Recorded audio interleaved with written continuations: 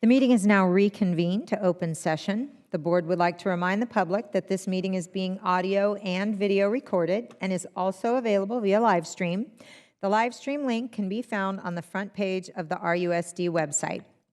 We will now invite Trustee Price and Student Trustee Matthew Price down to the podium for the oath of office.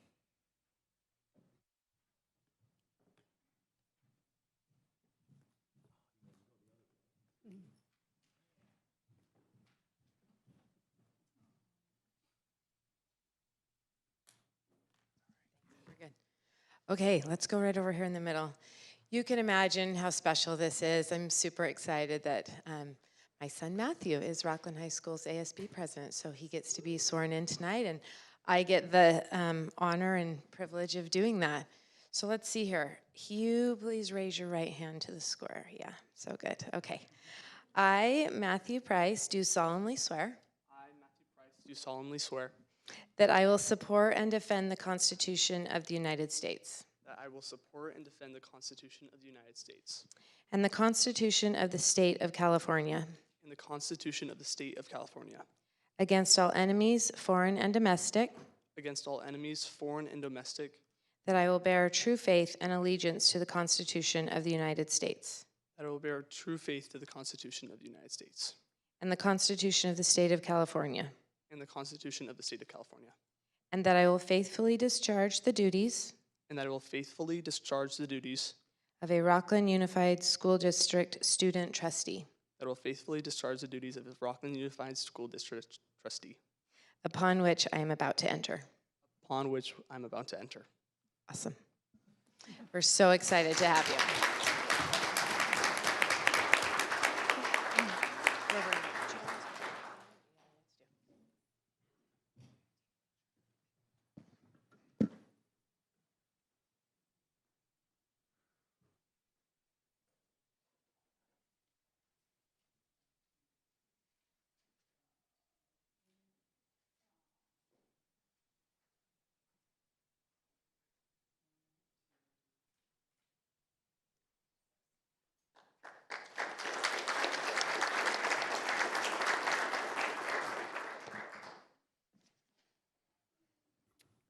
All right, we will now move on to item 4.2. Matthew, welcome. We're very excited to have you up on the stand with us.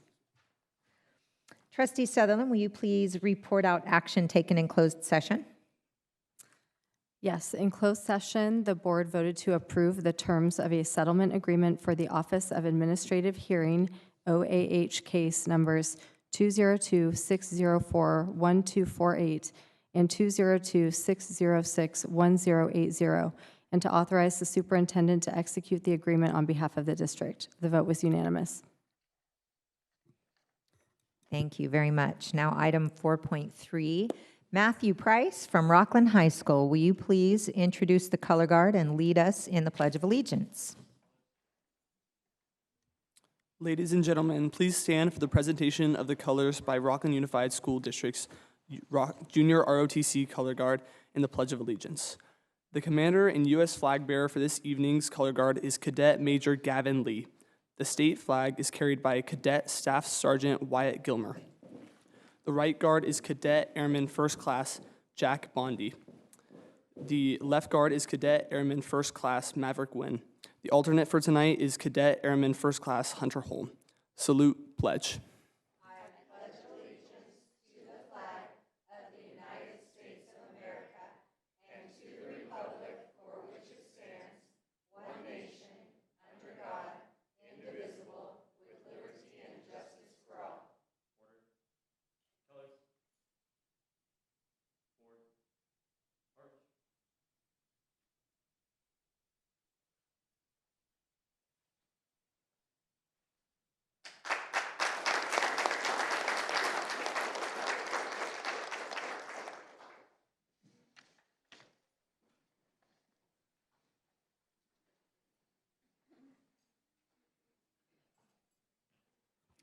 All right, thank you very much to our color guard. They always do such an amazing job.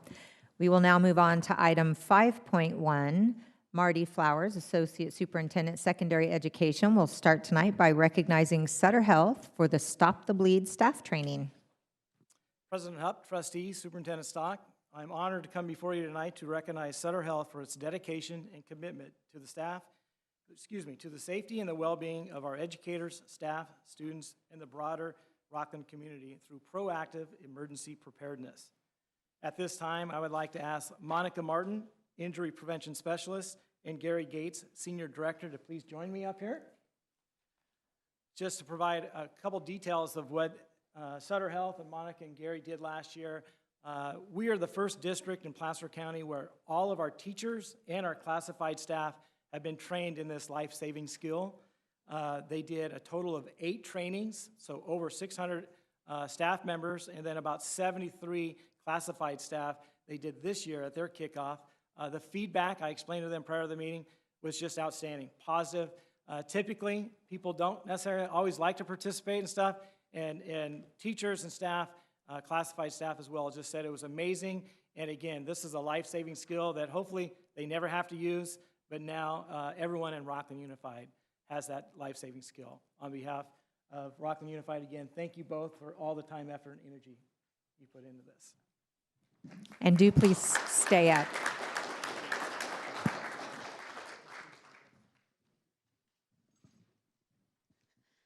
Monica and Gary, it's my privilege on behalf of the board to say a heartfelt thank you to you and the entire Sutter Health team. It's connections like this, partnerships like this that are literally life-saving for our district. I've heard it's been over 10 years that a pilot was actually started at Rocklin Elementary. So a shout out to Kate, who can't be here tonight, but a invested mom that said it's really important that we bring this to our schools. And so thank you to Rocklin Elementary for running that pilot. I also sat on the safety committee when Par Ubara, who is now head of security at Jessup University, also was a parent in the district at the time, brought forward that we need to expand this to all of our staff, to all of our campuses. And so I appreciate, again, the joint work with Sutter Health, the many people that have been involved in making this happen. And I read a statistic, over 19,000 students reached because of this. Thank you. Even as I was walking around on campuses just the other day, I saw some of our new safety language and signages up in the classroom. I just really appreciate not only your work, but the work of our entire district to put safety as a priority for our students. So on behalf of the board, please help me appreciate Sutter Health for their incredible connection and network with us.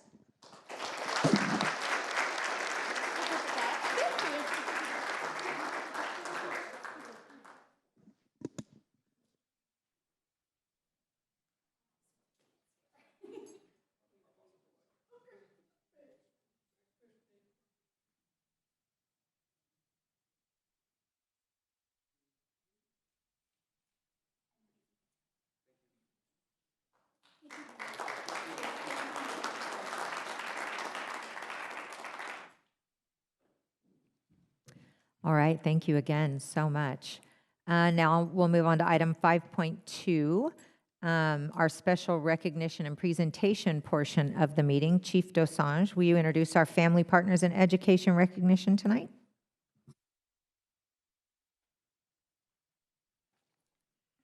Good evening, President Hupp, trustees, and Superintendent Stock. The Family Partners in Education program is an opportunity for the Rocklin Unified School District to acknowledge and appreciate family engagement and involvement, thereby supporting our students in achieving excellence throughout the school year. Springview Middle School Principal Daniel Lauer is introducing the Gunther family for tonight's Family Partners in Education recognition.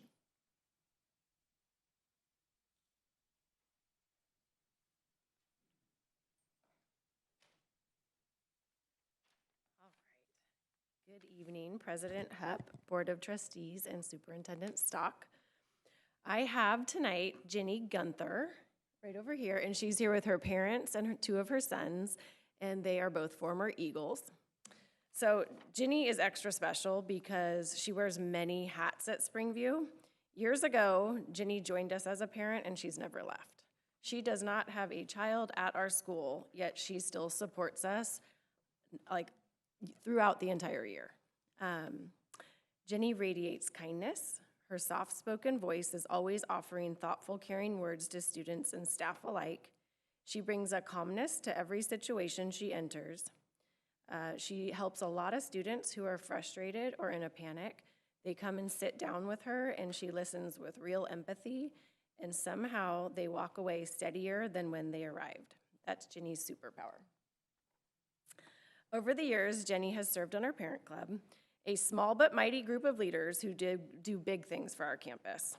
She's at every event. She sets up treats for staff. She raises funds for all the things we need. She shops for the Pop-Tarts for our student store. She supervises the Snowy King line. She's always at the meeting, and she helps bring to life all of our new ideas.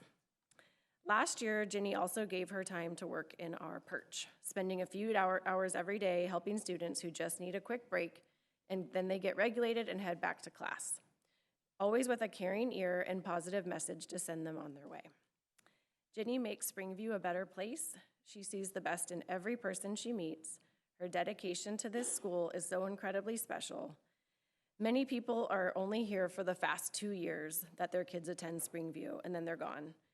Jenny found her people here with us, and we are so grateful. Thank you, Jenny, for all you've done and continue to do for our students and our staff.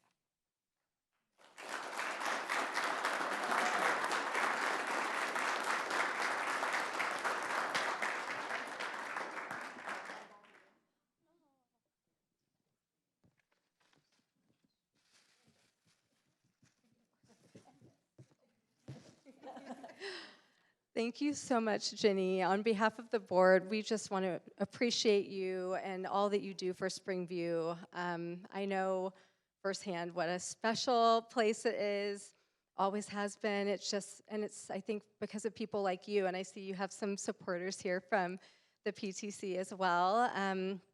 2 years, it does go by so fast. It's too fast. I'm happy I'm now in year 3 with my next, because I don't want to let go. So I understand. And, I think having you come back and continue to be involved, you're helping with the legacy of Springview and that continuity and bringing people in and including them. And we're just so grateful that you choose to spend your time in our school community.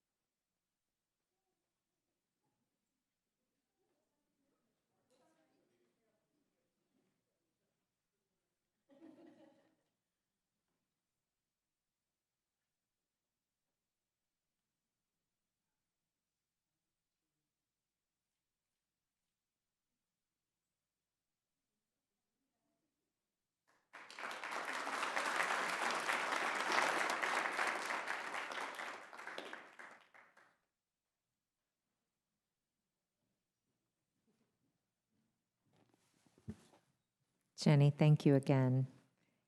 And Chief Dosanjh, will you please introduce our employee recognition tonight? President Hupp, trustees, and Superintendent Stock. Tonight for our employee recognition, Antelope Creek Elementary Principal Brian Okuri will join us to introduce Kirsten Garcia.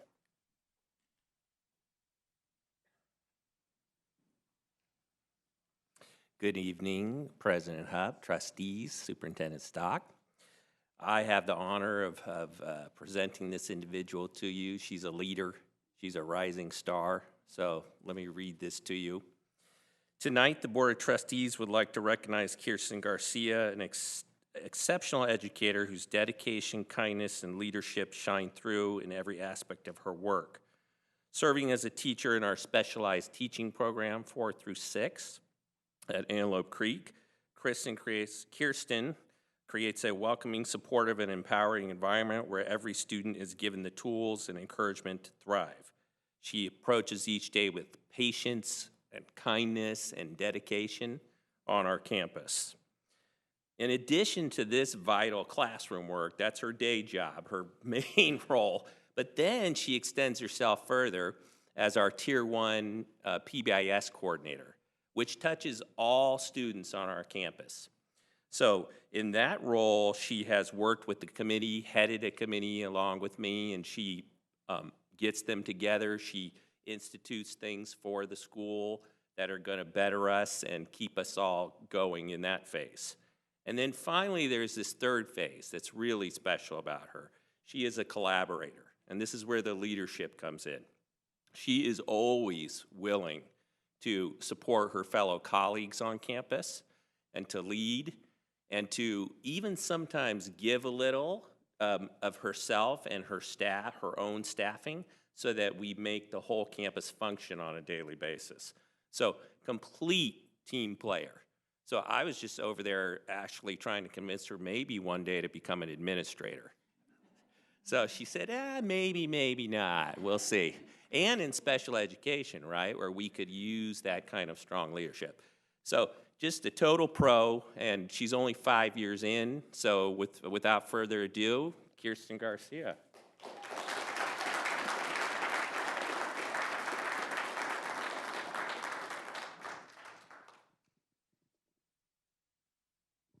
Thank you. So, of course, we got that. Then you get all this fun stuff. So we'll put all that together. So, again, and I think this is a different part of sparking the arts, right? So from a collaboration standpoint, making things happen, helping everybody out, helping them out with PBIS, which, thank you very much. But just thank you for being there, for being a part of it, being a part of Antelope Creek, making all those things happen, helping out the kids, helping out PBIS, helping out everywhere you can. So thank you. Would love to have you longer term in RUSD. We super appreciate the collaboration, and just thank you for everything you're doing to make this district a great place.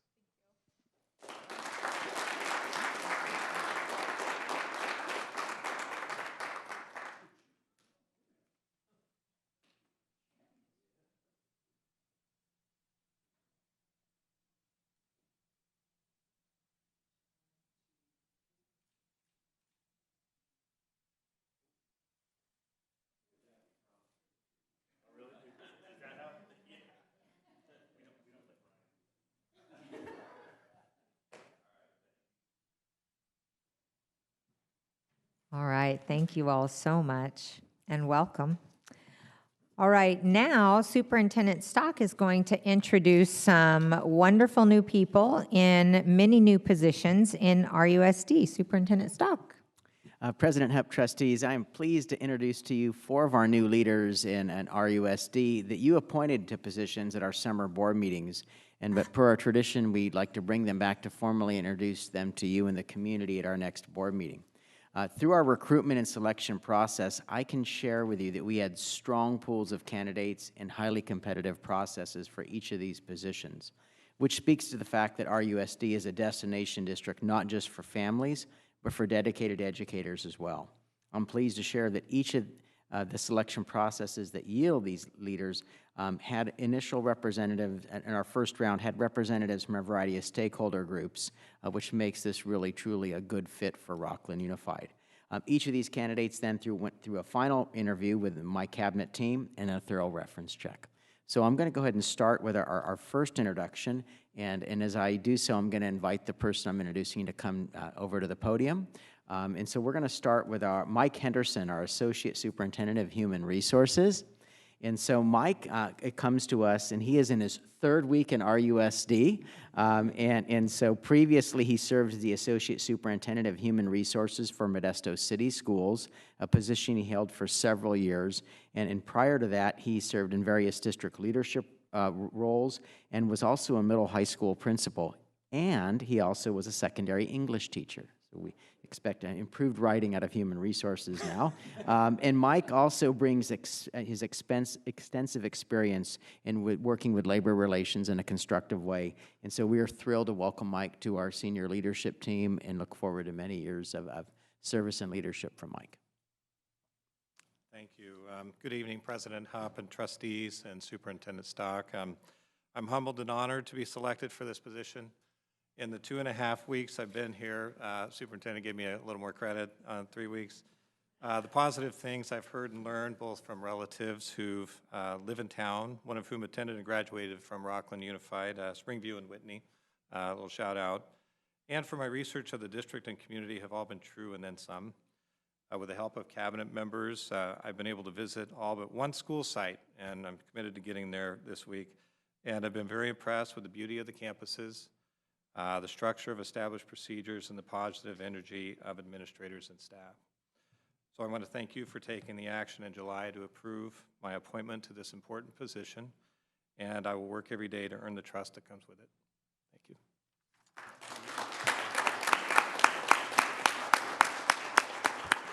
Thank you so much, Mike, and you are very welcome. We're very glad to have you. And then next, I'd like to introduce to you Teresa Prestige, our Director of Special Education.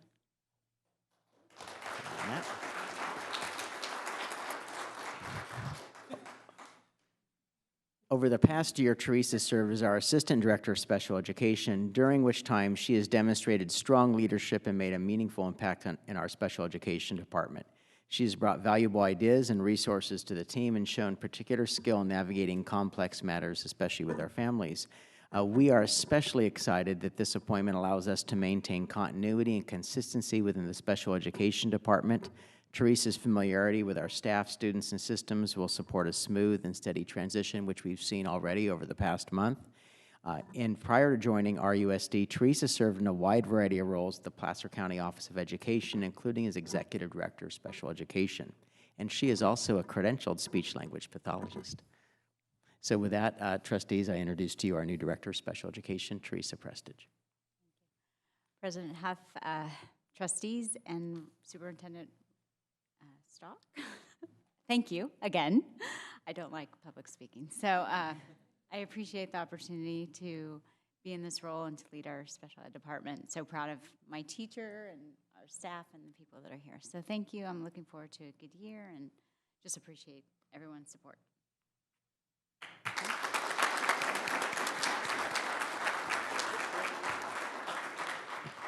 Well, Teresa, thank you so much. You're very welcome. We're very glad to have you. I now would like to introduce to you Melissa Garcia, Assistant Director of Special Education. So come on up, Melissa. As you can see, we suddenly created a vacancy in our Assistant Director of Special Education with Teresa's appointment. And so I'd like to introduce to you, again, as I said, Melissa Garcia is our Assistant Director. So with a vacancy, what we did is we had such a competitive, great final round for the Director of Special Education. Melissa was a finalist in that pool. So we thought, now with a vacancy as of Assistant Director, let's go for two. So we decided to offer the position of Assistant Director to Melissa Garcia, which she obviously has accepted. So she was outstanding in that process, and we're excited to have both her and Teresa leading our special education department. Melissa joins us from Elk Grove Unified School District, where she served as a special education coordinator. In that role, she provided district-level leadership across multiple regions of the district while overseeing a team of program specialists. She also played key roles in the redesigning of some of the special education placement systems, improving access to students, and increasing the efficiency of the district. She also worked encompassed things with staffing, professional development, and IDA compliance. This reflects both technical expertise and a deep commitment to students and staff, and we're excited to welcome Melissa to the district as well. Good evening, President Hupp, Board of Trustees, and Superintendent Stock. I'm honored for the opportunity to serve our Rocklin students, parents, and staff in this new role, partnering with Teresa, leading the critical work of supporting our students with disabilities.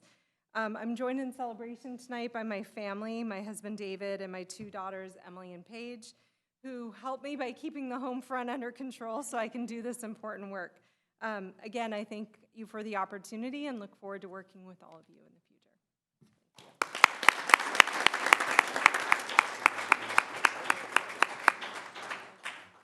Melissa, congratulations on your new role. We look forward to working with you.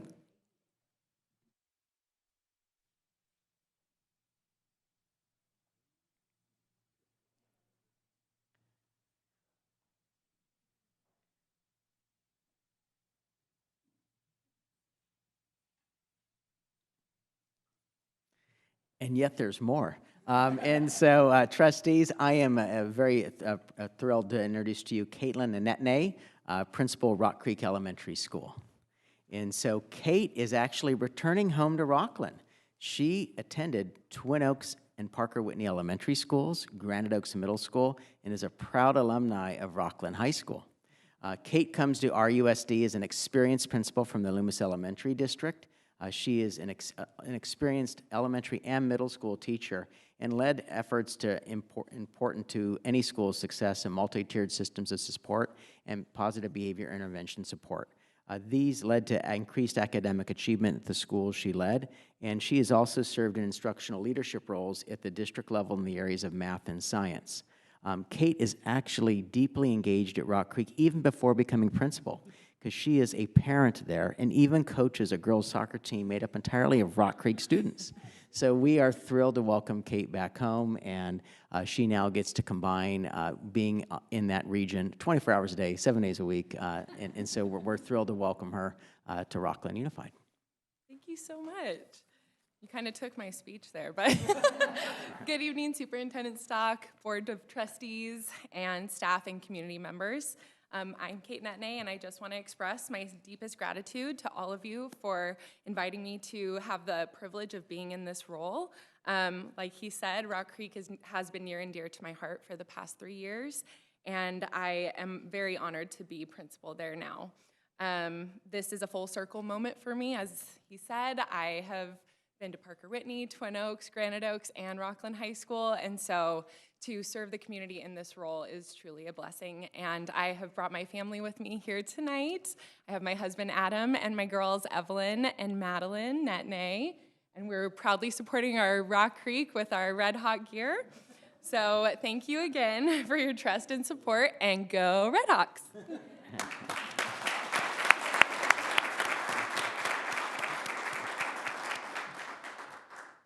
Kate, welcome to Rocklin. I should say welcome back to Rocklin. We're so excited to have you, and I might have let it slip that you rap.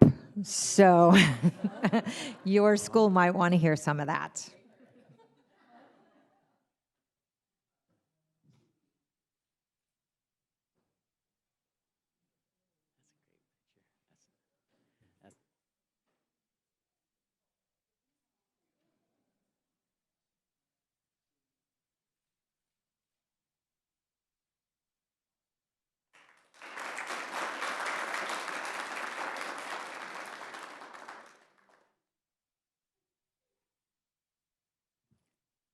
Are we done, Superintendent Stock?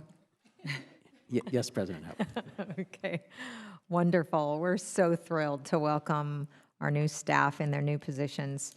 All right, up next, 6.2, we will welcome Liz Salazar, CSEA President, to present her report.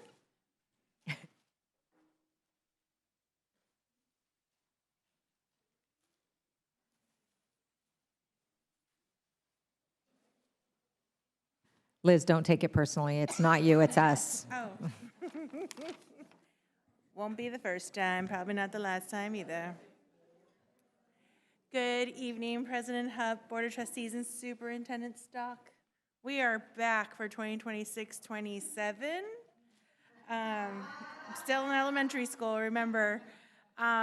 So we are ready to start another incredible year, and as CSEA Chapter President, I'm proud to stand here tonight representing our classified staff, which will keep the heart of Rocklin beating, always. While our campuses are quiet and students were home, our teams here were hardworking, tackling massive summer projects. Our maintenance operation crews spent the hot summer months deep cleaning classrooms, repairing facilities, and completing major campus upgrades to ensure our schools are safe and beautiful. Simultaneously, our technology services crew, team worked. They worked tirelessly upgrading infrastructure, preparing thousands of student devices, and ensuring our digital classrooms are ready for day one. Most notably, these two departments collaborated in a huge safety undertaking. They worked hard, hand in hand, to implement rigorous new safety protocols and roll out comprehensive district-wide phone upgrades, ensuring our communication lines are modern, secure, and ready for an emergency. I know that Trustee Sadoff was talking about the new signage, and that's all part of that movement of safety that they implemented over the summer. I also want to celebrate the return of our vital school site team. So welcome back our transportation department, who are once again safely navigating the streets of Rocklin. Welcome back to our nutrition service staff, ready to fuel our students' minds and bodies. And starting Monday, they've got the task of having little ones come and grab snack in the morning. So they're really excited for that. And a warm welcome to our special education aides who provide essential compassionate support and our front office personnel who serve as welcoming faces and an anchor to every school site. Classified staff is the foundation of our district, right? We can't make this district run every morning and get everything all in line if it wasn't for them. And so here I am, another year to champion them and their work. And we're really excited to see what this year brings us as we are working in our 100th year as a CSEA organization. And yeah, I'm excited. I am ready to do this. Let's rock and roll. That's all I have. All right, Liz, thank you so much. I just really look forward to your reports. And it's so great to hear or to thank the people who worked really hard over the summer, because they were here every day. I'm just really appreciative and thankful that you shine a light on them. So thank you for doing that. You're welcome. Liz, I'd love to just say too, not only do I just appreciate your appreciation for the many incredible individuals that have worked hard over the summer, I know we're gonna get a chance to highlight it later, but while you're here, over 433 projects completed on our campuses. That's huge. Huge. I heard from so many families at start of school how incredible our campuses looked, and that's really important, not only obviously for the safety and the learning environments and also the work environments for our teachers, our staff, but just also to help put families at ease and dropping off their little ones. And so being out on campuses, I have to tell you, they looked absolutely wonderful, and I know that doesn't just happen with the snap of a fingers, although it feels like that because you guys do such a phenomenal job. So I just want to make sure to highlight that while you were here and say thank you personally. Yeah, thank you so much for understanding the work that goes into that. So we're excited. They're tired. Those M&O guys are tired, but we're still going. Thank you so much.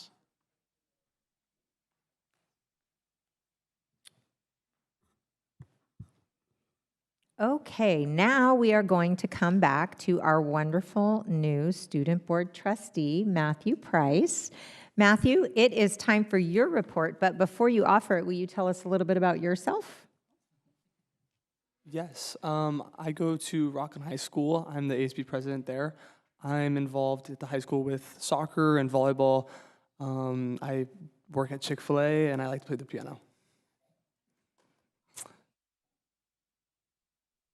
All right, it was great to get to know and email all the principals and get to hear back from a lot of them about how well the school year is already going. Starting off with Principal Twiltridge. Twin Oaks Elementary School is off to a great start this school year. Our students and staff are focused on building a welcoming school community centered on being respectful, responsible, safe, and kind. One of the biggest updates is the continued improvement of our campus. Every classroom has received new interactive flat panels to support teaching and learning. The old portable classrooms has been demolished, and the new permanent classrooms are expected to be installed in November. Students are enjoying the new playground, and there's a lot of excitement about the positive changes happening around our campus. Matt Murphy from Cobblestone says that Cobblestone is in full swing. We have started the year with our welcome back assembly and completed the open house by ending the night with popsicles with the principal. Last week, we completed our first fire drill and ended the week with encouraging our students to wear their Cougar gear on Spirit Fridays. Our sixth graders will be attending Sly Park for this upcoming week. Principal Moss from Quarry Trail says that our Broncos are off to a great start. With our dual immersion students starting fourth grade this year, students are enjoying our garden docent projects and the TK Sensory Garden sponsored by our PTC. This year, Broncos are challenged to continue thriving academically by bringing their Bronco best. Go Broncos. Brian Acuri from Antelope says that Antelope Creek is off and running for the new school year. Families and students attended back to school night festivals, which included information on Spark the Arts, classroom tours, meeting teachers, and popsicles for all. Teachers are busy assessing students for literacy and math skills, and they are getting ready to start their first integrated art units for the year. Each integrated art unit is aligned to California content standards in core subjects, linked to board-adopted curriculum, and contains a masterwork for the unit of study.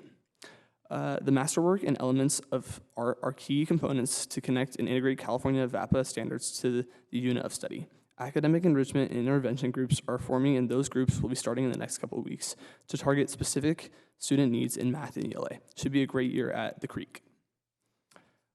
Principal Kircher says that Sunset Elementary School has been amazing. This year has been amazing so far. This year, our wonderful PTC provided pencils to each and every student on campus. We are also most excited about some of the facility upgrades. A new safety feature fence near our kindergarten playground, our new digital marquee, and a brand new double-sided basketball hoop on our playground. We also have been grateful to welcome some new teaching staff members and have the right supports in the right place for our students to start the year off successfully. At Breen, Jennifer Palmer says that Breen University STEM Lab is off to an exciting start. Our fourth and fifth graders kicked off the year with the Rube Goldberg Machine Challenge, working collaboratively as young engineers to explore how energy and motion transfer through a system. Students investigated cause and effects relationships, tested their ideas, and used evidence to improve their designs. Through hands-on experimentation, teamwork, and problem solving, and plenty of testing and redesigning, nearly 100 students began building the engineering habits that they will use throughout our STEM lab experiences this year.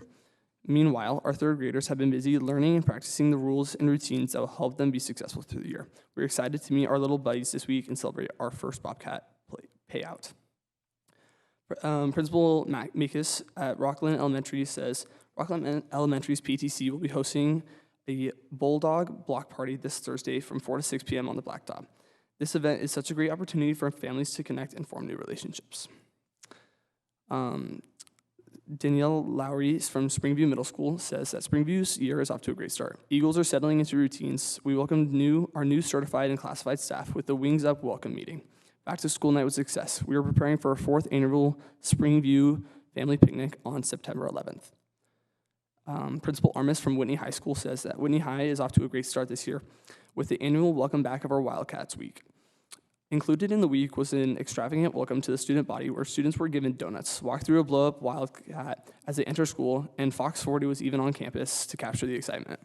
Field Day was a student favorite where students could buy food from food trucks, swim in the pool, or participate in activities throughout the campus. The week concluded with the welcome back rally, and the energy in the gym was through the roof. The school now awaits homecoming week later this semester, followed by breaking down the walls in November.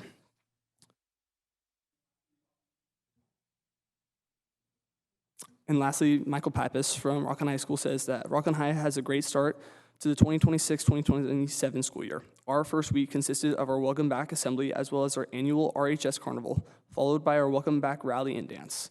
Next week, we have our annual Club Rush meeting coming up on September 2nd, and we will be hosting our first Friday night football game at 7:30 on Friday, September 4th against Bishop Minogue. Go Thunder. All right, excellent job. Thank you, Matthew. That was great to hear about all the different things going on the campuses. And now we will take some time for board and superintendent comments. Trustees, do you have some comments you would like to share? I can start. Really grateful for all of the summer projects that have been done. Thank you so much. And we see so many hours of work and it really pays off. So thank you to each and every person, and hopefully our teachers and staff that are, fall employees are back rested and ready to be here. We're excited to have them. It's amazing to see the energy that is out on the campuses. It's so fun to see the teachers and the staff excited, as well as the families. I went to Rocklin High School rally, and it was quite loud. I think the students were happy and excited to be there as well. Other thing I was just going to share with my colleagues and with the community is I've been out a lot of hours this summer working and answering questions and sharing information about Measure D. It's great to see how supportive our community is. We all want to live in a safe community where we have outstanding schools and facilities, and as much as a community member and a board, we haven't wanted to out-tax our community. We've been very careful to wait 24 years to put a new bond, and it was unanimously passed this summer. And just really excited about the support we've been giving. I've spent a lot of time talking to individuals, and I think that people are excited, and I look forward to that passing in November. Thanks. Well, thank you, Matthew, for your report. Always great to hear about the exciting things happening on our campuses, and you did a wonderful job of highlighting many of the incredible things happening, so thank you for that.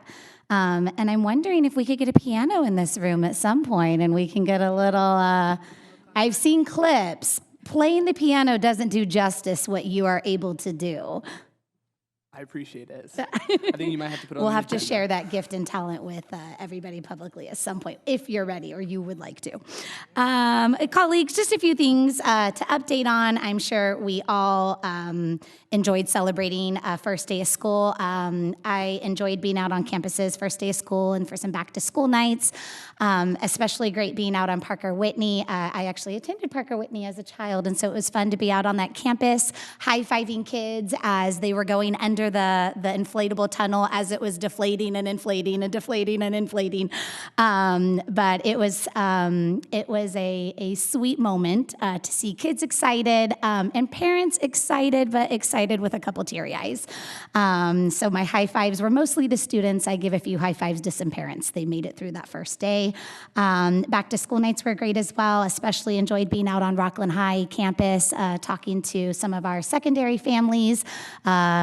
Also getting to talk to some of our incredible staff and some of the new things that they're implementing. I even appreciated a few teachers sharing that they're piloting new formats because they found that maybe a class format wasn't working in previous years. One teacher said he had been teaching for 17 years and he's trying something new because we all can learn and grow. And I just thought that was a beautiful example for him to give to a room full of parents. Additionally, just wanted to highlight this is a great time for parents if you are out at back to school nights to see PTC signups if you haven't yet. That's a great way to be connected on your child's campus. Additionally, this is the time of year where you'll start seeing school site council signups. I encourage parents run for school site council. It is not typically heated or contested races. It's a great way to just throw your name out there and represent other parents. I served on school site councils both at the elementary and secondary level, and I have to tell you as a parent, it was a really great way to stay connected to my schools and be involved in the decision making. So look out for those emails for your school site council signups. And then additionally, you should have seen a committee sign up come out. I really appreciate the work of our board a few years back to really want to make sure to highlight our committees that we have for parents to sit on. There were several in our Parent Square email, just to highlight a few.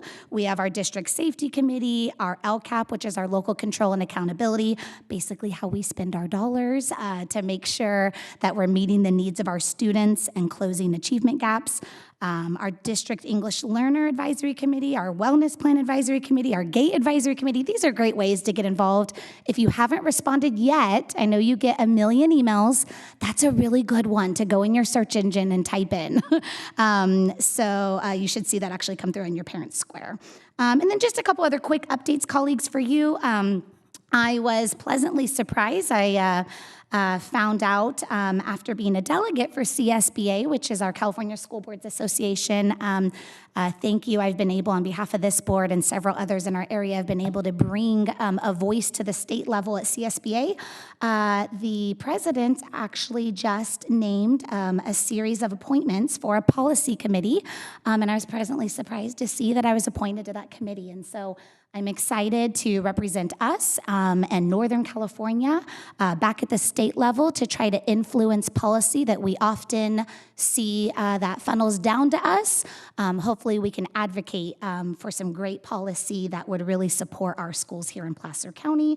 And then finally, Matthew, I am looking forward to our student 2x2. We alternate our committees typically, and I'm excited to be able to be back on the student 2x2 that's coming up next month. And I always think it's a great opportunity for us as a board to hear directly from our students. Many great ideas that we've been able to put forth didn't come from us. They came from our student 2x2. So I encourage you and the other student body presidents to feel free to come ready with ideas because we're there to listen. Trustee Sadoff usually brings cookies, so I'd hold her to it. Now I'm extra excited.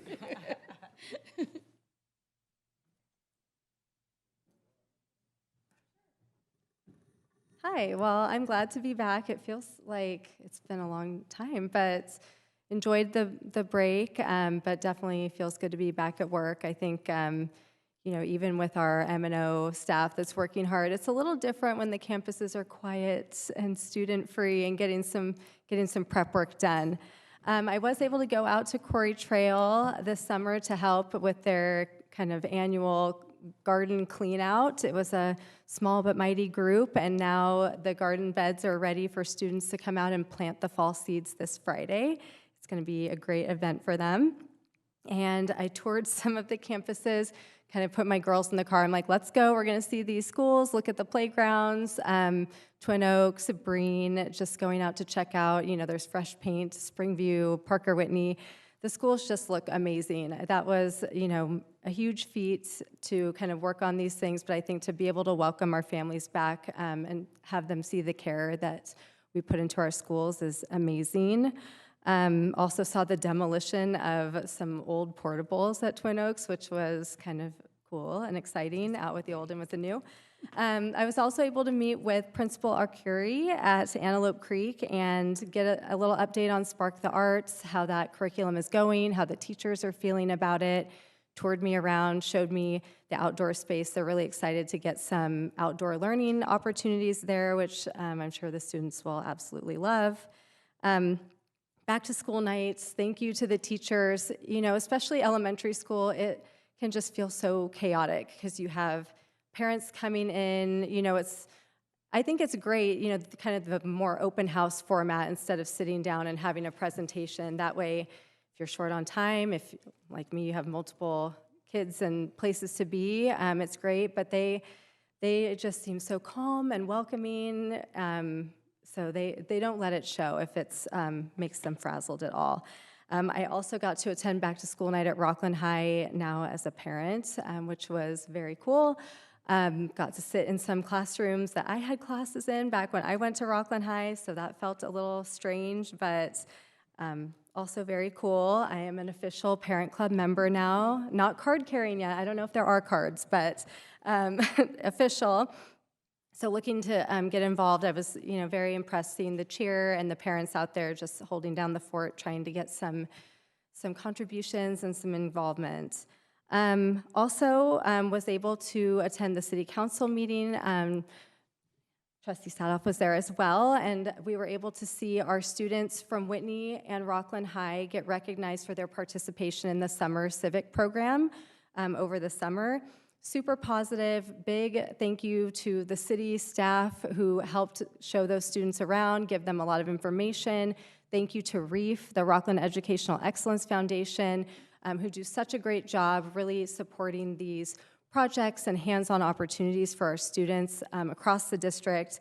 But definitely something great to think about your junior going into senior year. If they are at all interested in police, fire, public works, have them check it out. Also did I want to say congratulations to our PBIS campus winners from 25-26, so last school year. A lot of platinum and gold winners, so you can check that out, see where your school ended up. And then I did just want to touch on, I think to just touch on a newsworthy issue that has come up, this 12-minute brunch on the Rocklin High campuses on Mondays. I was able to have a conversation with Principal Pappas, ask some questions about it. I think on its face, you hear a 12-minute lunch break, and that sounds very short, right? And then you have a 5-minute passing, and what if the student also has to go to the bathroom? What if, the line is long, and just concerns, is the line too long and they just skip getting food altogether? Are they bringing it into class? What is the impact on their 5th period or 6th period class where they're coming in after getting their lunch very quickly? So, just talking, asking some questions. Are they going to, now these teachers are going to have all these students taking bathroom breaks in the middle of class because they didn't get to go. We do have a commitment to our students' educational minutes that they're at school. That is very important. I know the teachers and the staff collaborated on the schedule. The flex minutes that students get every day for their intervention time so they don't fall behind, that is something that, I very strongly advocate for. We want students to be able to get that more individualized help that they need. So it's a complicated topic. I'm happy that I was learning more about it. I hope that the school staff will be checking in with their students, looking at how things are working or not working. I know there were talks of lots of different schedule options. I know sometimes having different schedules across the week maybe doesn't seem like a very fun idea. It is a little annoying. I work on high school campuses where there are different schedules, sometimes every day of the week, Monday through Friday. But you kind of figure it out. So I'm just looking forward to seeing how future conversation discussions on that topic go.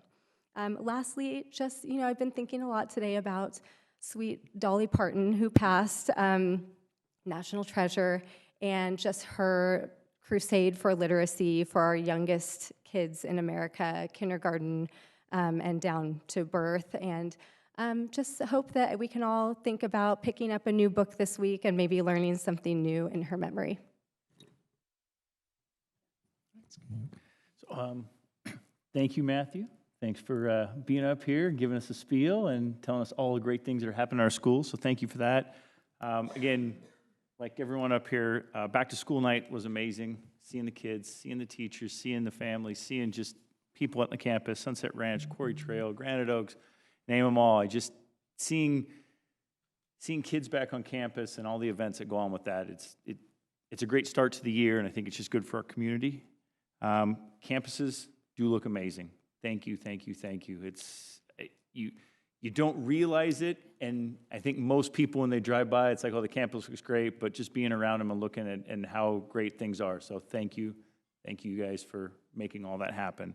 And then real quick, just some good stats to just say that we're doing some good things here in Rocklin.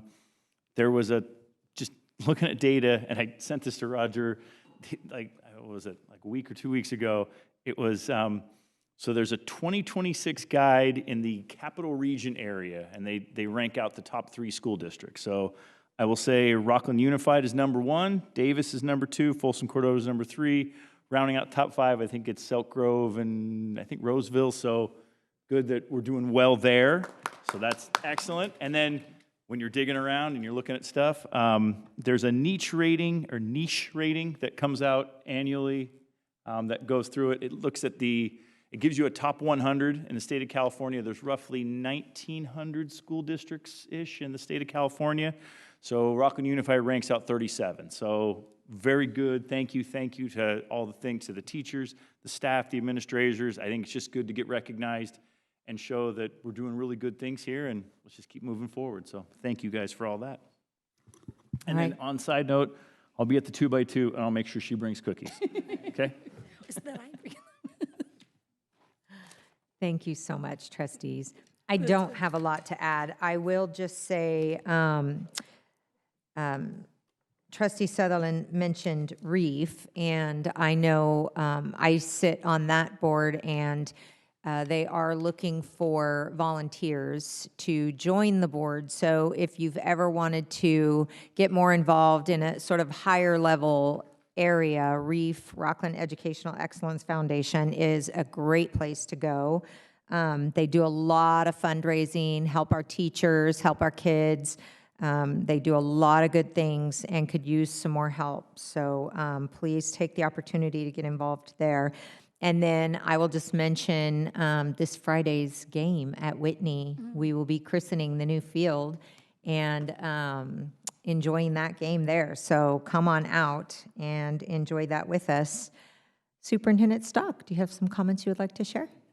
Actually, I do. I know there's not, you may not seem like there's a lot left because you all have been out and about and covered the district. But as you've heard, we're open, we're excited. We'll be sharing more about that with you. We also, you've heard a lot about facilities and even a ribbon cutting this Friday. But if you are looking for more information about our facilities needs and the thinking and planning the district and the board has done, you can find that on our website. And we'll be continuing to educate the community about those needs. And if you need any information, please just contact us. We're happy to share more with you. We also are very grateful to just the amazing employees we have, and we had a great chance to welcome them back. I want to thank our CSEA President LaSalzar for participating in our Welcome Back video that we do each year. We'll be showing that later in the meeting. And so we just know that it's so important to welcome people back, and the energy and excitement they bring, and really the care that they show for our students, whether it's, of course, the teachers in the classroom, but our nutrition services workers, custodial tech, everyone. Just really, it's great because they really help make a safe, welcoming environment no matter what they do.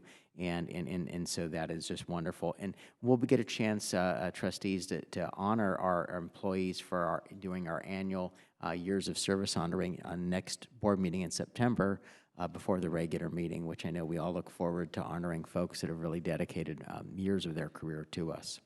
And so that's all I have, President Hupp. Great, thank you all so much. And we will now move on to our consent calendar. All matters listed under the consent calendar are to be considered routine and will be enacted by one motion followed by a roll call vote. There will be no separate discussion of these items unless the Board of Trustees requests specific items to be removed from this consent calendar for separate discussion and action. Any items removed will be voted upon following the motion to approve the consent calendar. Does any trustee wish to remove an item from the consent calendar for separate discussion or action? Okay, so is there a motion to approve the consent calendar? So moved. Second. Okay, first by Trustee Price, second by Trustee Sutherland. Georgia, will you please call the roll? Matthew Price, Yes. Rochelle Price. Yes. Tiffany Sadoff. Yes. Michelle Sutherland. Yes. Derek Counter. Yes. Julie Hupp. Yes, thank you so much. All right, motion passes. So we will now move on to 9.1 action items. And we ask Jennifer Stahlhebert, Deputy Superintendent Business and Operations, to present the 26-27 budget revisions.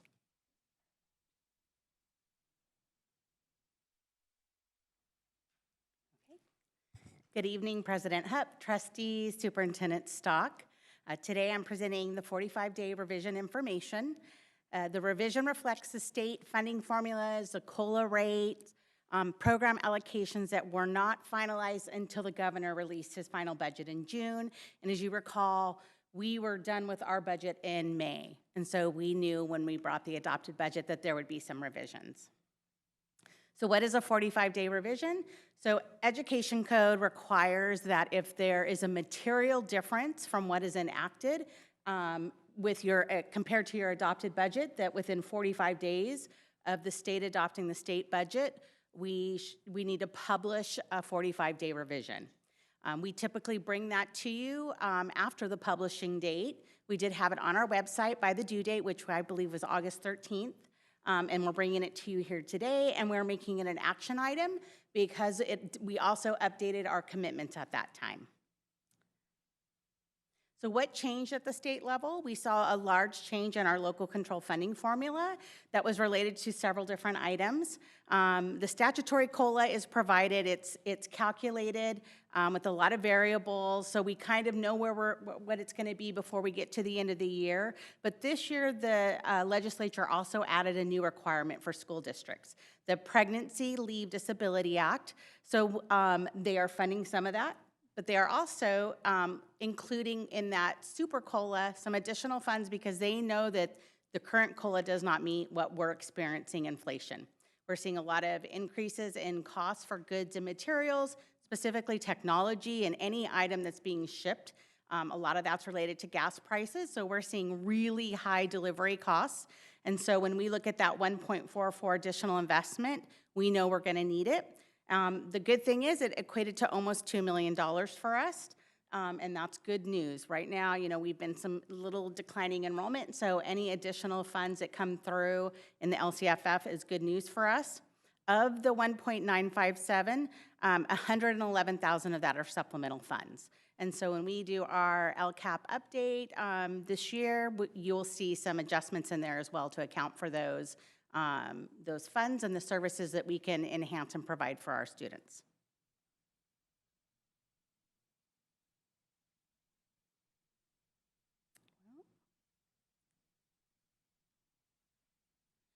Okay, so we also knew that we had some one-time dollars, and we had budgeted one-time dollars at adopted budget, but what ended up being provided in the final state budget was $5 billion in one-time funds. And the difference from what we had budgeted to what was included in the final budget equated to over $4.5 million for us. So these new funds are fully discretionary. They also extended the time that we can use them. Originally, in the original May revise, it was proposed that we would have through 29/30. These funds now extend out through 31/32. The estimate was roughly about $930 per ADA. And if you recall, some of those uses were professional development, dual enrollment, some teacher recruitment, a lot of flexibility within that. We also saw new funds in AB 602, which is the state funding that helps support special education. So one of the conversations we've had a lot as of late is that increase in expenditures because we see that population growing even in districts that are experiencing declining enrollment. And we know that the services we provide for those students are also increasing significantly. So this was a win for school districts to see this infusion of funding for our highest needs students. So that formula increased the rate to $1,340. So for us, that was pretty significant. It equated to almost $4 million. We were glad to see that because we've seen our contribution, which comes out of the unrestricted general fund side of our budget, increase every year. So we were able to decrease what we projected at over $28 million being contributed to support the program down to $24.2. So that's significant. Just some additional information. I included this graph to just kind of to illustrate that sharp increase we've seen. But we've had data tracking back quite a few years. And if you went back to 2017-18, our contribution was $10.7 million. So to see it now hit what we had originally projected was going to be 28 without this huge increase in the allocation from the state, that shows you just how much those costs are increasing and how the federal government is not providing enough funds, nor the state to actually cover the services that we need to provide for those students. So we're really using those unrestricted funds that we would use otherwise for other services to support those students.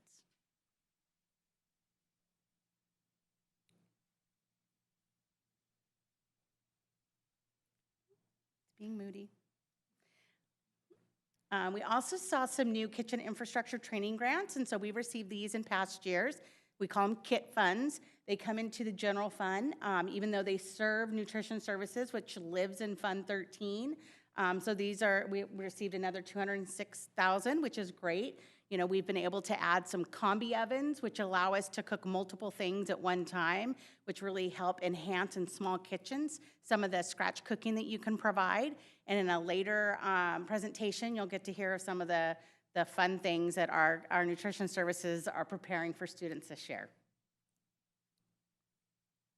We also saw the Learning Recovery Emergency Block Grant. So if you recall, back in 23-24, they reduced the funds that were still due to schools because of the budget crisis at that time.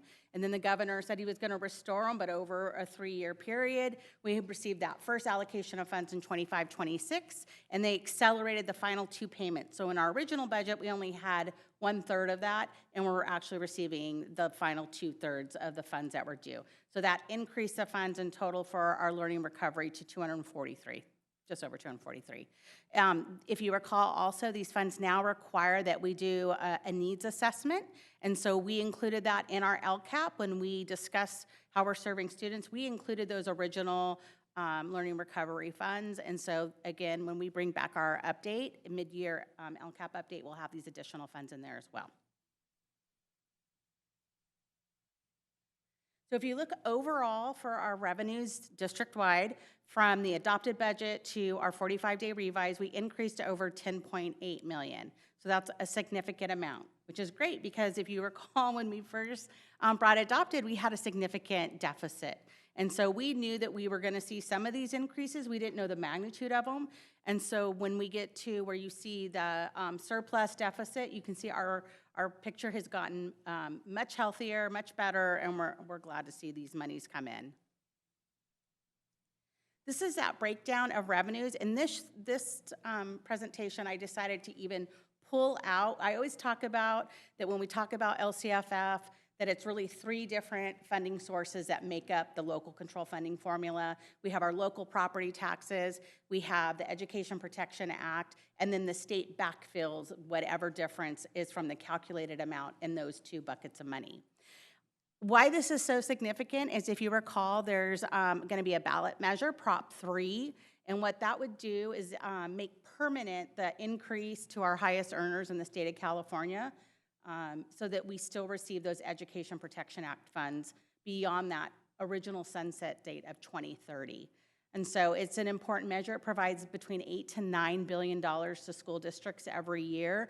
And you can see for us alone, 12.82% of our total revenues come from EPA. So, you know, I know a lot of the labor groups support this because they know without these funds, districts are likely to see some cuts in budgets in future years. So our expenditures, we did see some changes there. Not a lot, it totaled to about $1 million. Some of them we expected, some were some savings. So you can see our certificated salaries came down, and that was a result of some savings from the supplemental early retirement program that we offered last year, and we had estimated what our savings were going to be based on the number of participants, our average salary, and our average rehire, and we actually experienced a little bit more than that, so that was great. You'll see the classified salary zone benefits increase. We implemented a new behavioral safety program, and so a large part of the classified salary increase that you see is attributable to that. We also offered a CERP there, and so we saw some of the hires come in a little bit higher than we had estimated as well. So those two items combined to about a $410,000 increase. The benefits, part of that is made up from that salary increase, but we also had a rate increase for our classified, if you recall, related to the settlement with their final benefit increase. Books and supplies and services and operating expense, a lot of those increases are tied to carryover that you typically don't see until first interim. But when we are already balanced and closed out a resource, if we know the department or a site or they need those funds, we will go ahead and provide that carryover in advance. And the majority of that is related to the carryover. And so our expenditures, I also broke out the salary and benefits differently this year, or in this presentation. I know we like to really focus on that number to make sure we're keeping pace with where we typically are, and this year it shows 81.65 at the 45-day revise, but you have to recall we have a lot of one-time funds in our budget still, because we're completing a lot of really amazing work out at our site level with those board-dedicated funds. And so if you remove the one-time projects, we are at our historical average of 84.10% for salary and benefits. So we're keeping pace with where we have always been for the proportion of our budget that goes to people. Any questions?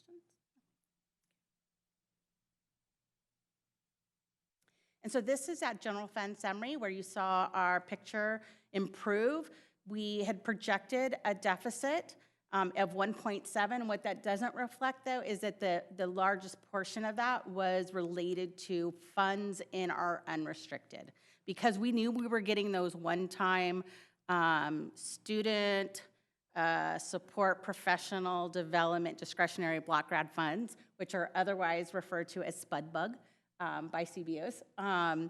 We had a large surplus on our restricted side, and we had a deficit on our unrestricted side.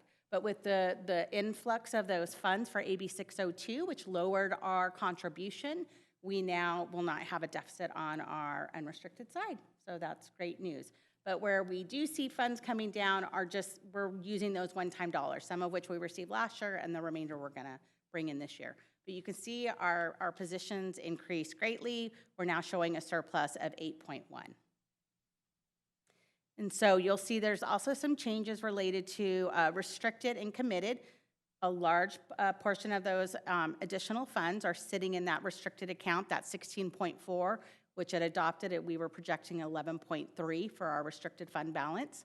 We also increased our committed funds. So we've had a lot of items come in much higher than we projected. We've recently received some textbook quotes that came in much higher. We're also seeing that things that in the past we could purchase separately, so they were optional, whether or not they're going to be part of adoption. They're now, the publishers are requiring that you have to buy them bundled. And so it's also increasing some of the costs that we weren't expecting. We're seeing a lot of increases related to tech. And so when I get to that next slide where we really break out those items, you're going to see how that's impacting some of our, our future purchases for like device refresh. We're a one-to-one district. And tech, we've had 3 separate increases since January. So we just see a lot going on in that industry. So here's a breakdown to show you the changes since adopted budget. We added $1 million in committed funds for future textbook adoptions. That takes us out for 4 years because we know at the end of this year we're going to be adding another year to our outlook. We also increased technology, and that's because of how large those increases. They've all been over double digits. So we're seeing really, huge increases. For something that is already really tight for us, and why we committed in the first place was because we saw it escalating so much in the past, and we just don't have a dedicated funding source for that other than using fund balance. We were added some E-rate matching funds, so we are in a new round of E-rate, and right now we're projecting that we're going to qualify for over $2 million in E-rate funds over a 5-year period, but it does require matching funds. So we just, for the 3-year window, we are committing $500,000 towards that. We know we may say we're not going to access all 2.2 that's available to us because that would require 2.2 in matching funds, but at this point, we're going to commit to about $500,000 because we know it's going to help us. We have some cabling needs that are coming up just related to aging out of the usefulness of some items, and so those are big things we can't be without, so we've included that. We also, you can see reflected in that student device refresh, those increases related to tech. We also recently found out we were awarded a diesel bus grant. So if you recall, we've got a lot of new electric vehicle buses, which is great, but we still need the diesel ones for long trips, particularly if our students are going like to the coast or Southern California, or we have to go somewhere where it's hilly terrain. It's hard to use the electric buses. And our large buses that we use for field trips and for long distance are aging out. And so when we saw this opportunity to apply for a grant, we did, and we're going to get $200,000, but we have a matching fund. So the district portion of that is about $200,000. So we've committed some funds for that. And then the other item that I'm sure you've heard a lot about is just the SAMS issue. The legislature is working on trying to find a way to provide some relief to districts because the unfunded outstanding claims right now are much higher than they originally anticipated. So we talk about those reassessments that we've been receiving, but they're projecting they're going to be higher than what we've been experiencing unless the legislature takes some action and does something to provide either like a victim fund or some kind of caps on the awards that result from those cases. For those listening in, can you help give a little understanding of that? We're not necessarily talking about specific claims against our district. Nope. We're talking about increased insurance rates overall because of claims we're seeing statewide. Is that correct? Correct. So schools are self-funded for insurance. And so when any school experiences a huge settlement that's part of your pool, it impacts you. Now you have to pay more for insurance as your pool. Well, items that are over a certain amount hit what's called the excess level. So you might have heard of SELF. It's the school's excess something fund, liability fund. And that's what all districts in the state, I think outside of LA Unified, use for their excess liability coverage. And so with all of these cases coming all over the millions, all hitting the excess level, they don't have the reserves to pay this out. And so they're having to now hit reassessments. So if there's a large, and it's all actuarially defined and determined what those amounts are. If they have a large activity that goes back to 2012-13, they go look at our data from 2012-13, they say, oh, we're not gonna have enough to hit, because we have 100 cases, we project we're gonna need 100 million, we only have 20 in reserves for that, we need to go reassess an additional 80 million. So anybody who was part of the pool at that time receives a new reassessment based on whatever the methodology was at that time, which is typically ADA. So whatever our ADA was at 12-13, we're gonna now receive a new reassessment. Even though we've never had a claim, it doesn't matter because we're all in it together. Yep. So it's really impacting school districts. And although we all think like we want victims to have their day, we also don't want today's students to be missing out on something because of something that happened 20, 30, 40 years ago. And so a lot of our management partners are working with legislatures to try and put some type of cap or a victims fund that can help provide some relief to school districts. Because I'm sure you're reading in EdSource and CalMatters and CSBA what some districts are experiencing, the cuts they've had to make, particularly for little districts that don't have a lot of ability to raise revenue. It's just a huge impact. So we've put another $500,000 committed just in case we don't get any relief in the legislature to help make sure we can pay those reassessment bills. Sorry that was too long-winded, but. And then our stabilization arrangement, that's just determined based on expenditures. So when our expenditures increase, that automatically increases. And then our next steps, we're gonna be back at the next board meeting with unaudited actuals. We'll be back in December with our first interim financial report. And then we just continue the work that we're always doing, which is monitoring our budget, analyzing our needs, making adjustments where needed, adding here, reducing there. And that's it tonight. And now I ask that you take action to approve this. All right, wonderful. Trustees, are there questions or comments before we do that? Thank you for your work on this. I know when I first got this, I was able to ask a few questions, but I thought it'd be good just to highlight just a couple things just to make sure for understanding. So if we look on slide 12, I appreciate the call out, a change in deficit spending, or what appears to be a change in deficit spending. Deficit spending since the day I was elected has been something I have hounded on. It's a concern of mine.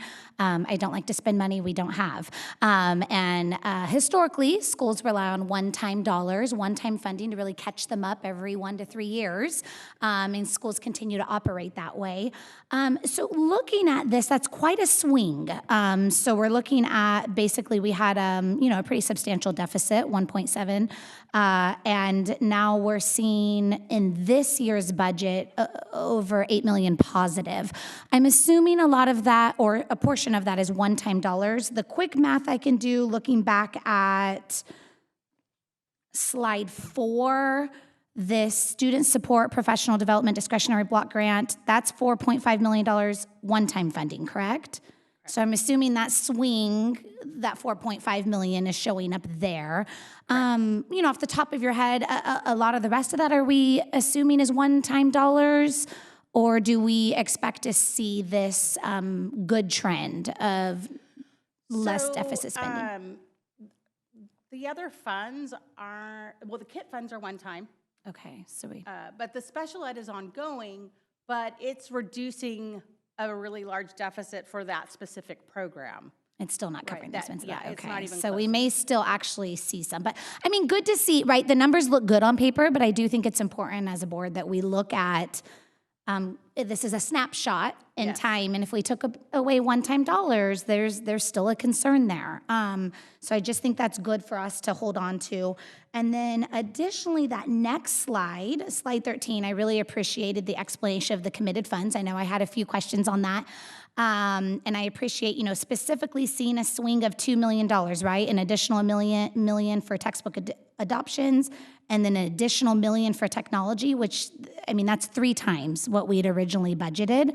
I can appreciate costs have gone up. I also think it's our fiduciary responsibility, when I see increases of committed funds, $1 million or more, that we really look at that. I really think it's important that we set aside money for rainy day or projects that we think are going to come.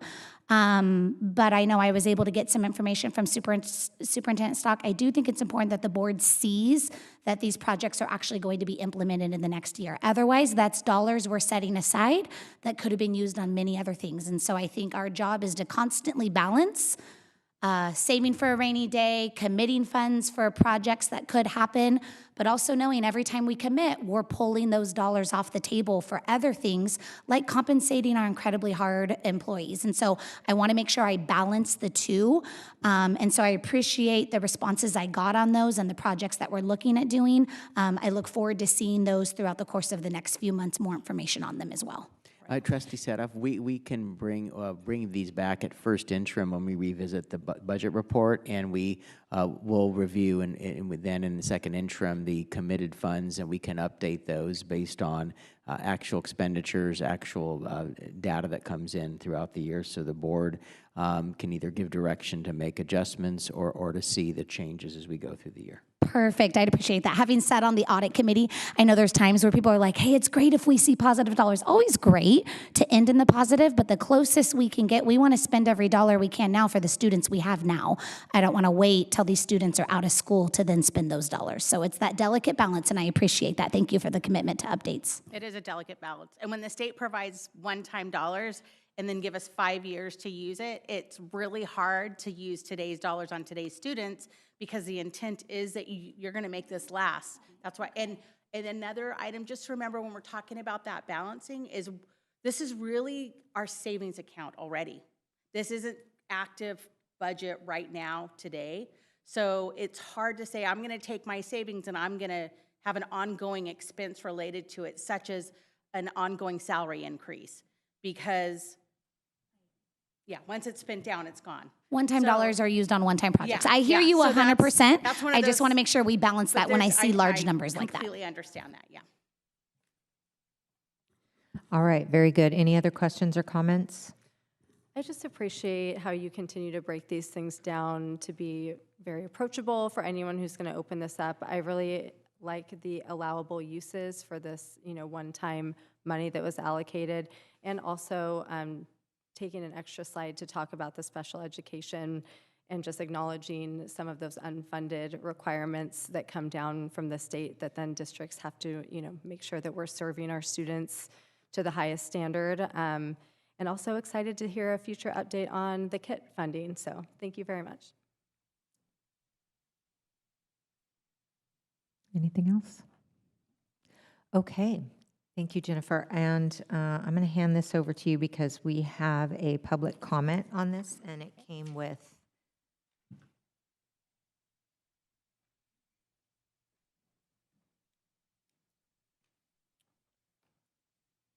Okay, thank you, Sandeep. So we have a public comment on 9.1, and I would like to invite Michelle Boudier to the stand. Michelle, you will have, did I say it right? Oh, yay. You will have 2 minutes to address the board. Thank you for your handout, which I'm assuming you're going to explain. Yes, please. Okay. And thank you. Good evening. My name's Michelle Boudier. I am a Placer County teacher leader and a public school advocate. I'm here tonight to speak about your budget and how to offer you and all your stakeholders my research. It's a new, more comprehensive perspective of this district's finances, and it's meant to help your stakeholders make better financial decisions in the future. The 25% variance that in revenues that we just were so eloquently described proves that the district's original budget is baloney, right? Most districts' budgets are. Stakeholders can't help but be frustrated when they are participating. They want to be good stewards, but with only the narrow projections and focus on the general fund, they're set up for failure. I know I sat baffled in the budget meetings and at the bargaining table in my district for years until I learned about actuals and all the funds. So that's my gift to you tonight. The data in the spreadsheet is all public information, but it's not been available to the public in this format until now. Look at the actual historical ending balances for your all funds. And for those that didn't get a handout, you can find the data on my website, budgetsarbaloney.com, under Placer tab, then scroll down to Rocklin. I don't charge anything for this. I just do this for public service. I can't imagine that this community would approve a $288 million bond ballot measure this November if they knew the district had been sitting on $100 million for the last 5 years. And we just heard about some things that do take 5 years to spend, but you should see the amounts going down, not up. So that logically, it's just not, it doesn't make sense. The money was meant to be spent on the students, and I just so love hearing that and that balance that you're trying to do. So, but I think without all the funds, it's very difficult to do. So the good news, I believe much of the money is in the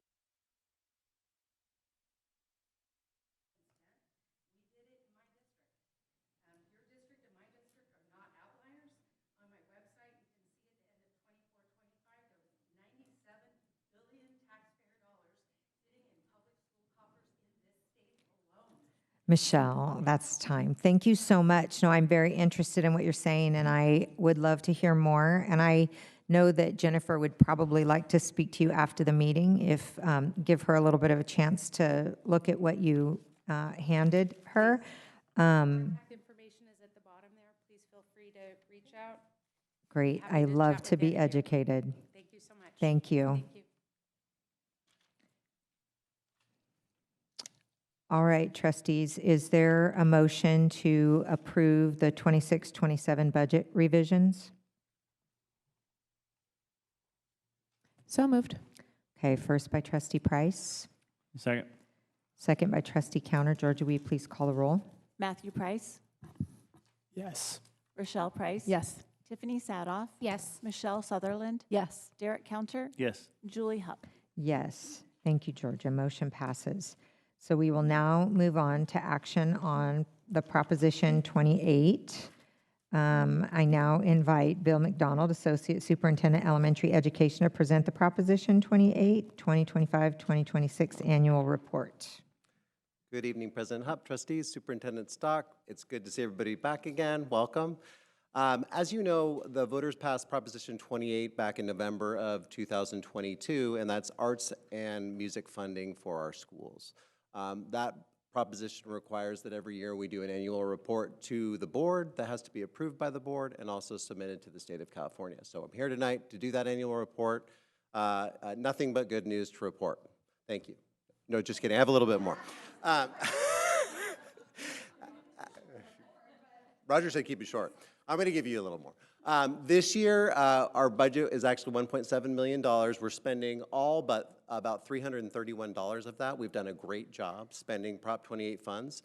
As you know, we support 4 elementary music teachers. We support a special education music teacher. We support a dance and rhythm teacher in elementary schools, and 2 program specialists that support our Spark the Arts program at Antelope Creek, as well as our Arts and IB at Sierra Elementary. We have 3 middle school teachers being supported, providing arts and music at both our middle schools, and at the high schools, we're providing extra sections for music and art and stipends for teachers. On the materials side, we've done a lot. We've done actually quite a bit with facilities to renovate stage, audio, and lighting. We've replaced 4 kilns in just the past 6 months, which is really exciting. Some of our kilns are about 20, 25 years old. and of course, the purchase of instruments and VAPA supplies so our students can have an engaging and exciting experience. So overall, I feel very positive about what we've done with arts. It helps connect students with school. It helps them feel, explore other avenues that help them with their academics. One other story I'll relate is that Brian R. Curry did go down to the Superintendent Arts Initiative Conference in Los Angeles this year for the Spark the Arts piece. And he talked to a lot of districts all over the state, and they were very impressed by what we're doing here in Rocklin and our programs. A lot of them have not started to spend Prop 28 funds, or they're giving their funds back to the states because there's a use or lose in 3 years. We are not doing that. In fact, we just also wrote a waiver to free up some of our funds that we're going to use to further enhance our theaters and our arts programs. So we are definitely ahead of the game. We've done a great job with this proposition, and I want to give all of you credit because before November of 2022, you asked that we look into expanding arts programs in Rocklin, which we started a committee to do work on. And that actually, the timing was amazing because right after that, Prop 28 passed, and we were able to hit the ground running. So appreciate all of you, and I'm open for questions, but do ask you to approve our annual report for Prop 28. Thank you. Great. Thank you so much, Bill. Are there questions or comments? No questions, just our success is largely due to you, so thank you so much for all of your efforts. Rocklin is, not only were we ahead of the curve, we're ahead of the game in the way that everyone else in the state is doing it, so I'm so proud of this program. Thank you. I have to echo appreciation. I have to tell you, I had a realtor call me right before the start of the school year and said there's a family that is worried they wouldn't be guaranteed to be able to transfer into a Rocklin school. And they're hearing, one of the main components was they are hearing how great Rocklin is investing in the area of arts. And they ended up buying a house in Rocklin just to guarantee their kids will get into the program. So I just have to say, I think that's a beautiful testament to the great work that's happening here in Rocklin. I also was able to go out to talk with Principal Brian R. Curry, and some of you may have heard me share this before, but as a parent of 4 kids, one who really struggled with traditional concepts of mathematics, I loved what Principal R. Curry showed me, where they're using art to actually unlock the brain of some of our learners, that they're using art to teach math. And I thought it was beautiful when the examples he showed me, and I can't wait to see as the years go on how that translates into some of our data and hopefully closing some of those achievement gaps for those students that historically struggled with math. So thank you again. Not only is it beautiful to see the great work of the arts, but how arts is unlocking some of our other areas for our students as well. That's great to hear. Same. Thank you. I just, I talk to people, friends that don't live in Rocklin, that don't have their kids here, and when they learn everything that my kids get to do because of all of this just well-integrated arts, performing arts, different media, music, it's just, people are shocked by it and a little jealous too. And I just love that this is all just well spent on staff and materials that go directly to the students, and they're all being impacted, 6,600 plus students. That's incredible. So thank you. Mm-hmm. Good job. Thank you. Hey, watch. So moved. All right, is there a motion to approve the Proposition 28, 25, 26 annual report? So moved. All right, first by Trustee Counter. Second. Second by Trustee Sadoff. Georgia, will you please call the roll? Matthew Price? Yes. Rochelle Price? Yes. Tiffany Sadoff? Yes. Michelle Sutherland? Yes. Derek Counter? Yes. Julie Hupp? Yes, thank you so much. Motion passes. Very pleased with that. Item 10.1 was going to be our Rocklin Police Department annual report. Unfortunately, Chief of Rocklin Police, Rustin Banks, is home sick tonight. He will be back at the September 16th board meeting to present the annual Rocklin Police report. We look forward to it. We always enjoy hearing his report. So we will move on to item 10.2. Superintendent Stock will now give us a report on the 26-27 opening of schools. President Hupp, trustees, I am thrilled to be able to share with you, and not just me, but really my colleagues in our cabinet team, of all the work that goes into opening a school year. So, I mean, this is a huge enterprise that you govern, not just from making in the classrooms, but all the support that goes in that Liz Salazar talked about. And so we thought we'd kind of share with you some of the highlights and kind of behind-the-scenes pieces it take to have a successful opening of the school year. But to start that, I'm going to ask our Chief of Communications and Community Engagement, Sandeep Dashan, to share with you the welcome back video that we showcased to all employees when they came back and shared with our families as well, and that he actually supervises a kind of production of it each year. So with that, if you can roll tape. Welcome back, everyone. I'm Sandeep Dosanjh. The hallways are polished, the classrooms are ready, and there's a distinct buzz in the air that only happens in August. Let's check in with our district leaders to see what's in store for the new school year and ask some students what they're looking forward to during the 2026-27 school year. Let's dive in. What do you hope that we achieve for students this upcoming school year? My hope is that every student feels known, supported, and challenged and inspired this school year. It's more than just the academics. We want our students to help grow in their confidence, creativity, and in their resilience and character. And we really want every student to leave stronger this year than they started this year. Well, I hope we achieve what we always achieve, which is pushing the students further than they think they can go, helping them to have more fun than they think they can have at school. I hope that we continue the excellence that our classified staff is always performing at their top, their devotion to children, their love to children, and that the students and staff are able to work collaboratively and be able to have a successful year and have the children feel safe and loved. I'm really excited to be a fourth grader since, some people will see me grow up and stuff. Who do you look forward to seeing at school? My friend and my teacher. Super excited because you can do new art projects, you can have new friends and a new teacher. I'm excited and kind of nervous because I might not see some of my friends, but I'm also excited because I might meet new friends.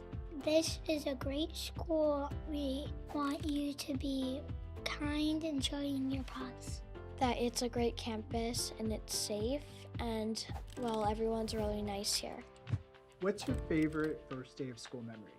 I have so many first day of school memories. I think starting with my first day as a teacher, 23 years old, teaching high school at Luther Burbank, and then as a parent, walking my oldest son into his kindergarten class, just excitement and actually a little bit of worry about what would that world be like for him. And then as superintendent, every year, the night before the first day of school, I don't sleep well. I'm anxious. I want to make sure we have everything in place for all the kids, all of our colleagues working with the students, and in making sure parents, that trust they give to us is fulfilled in the year.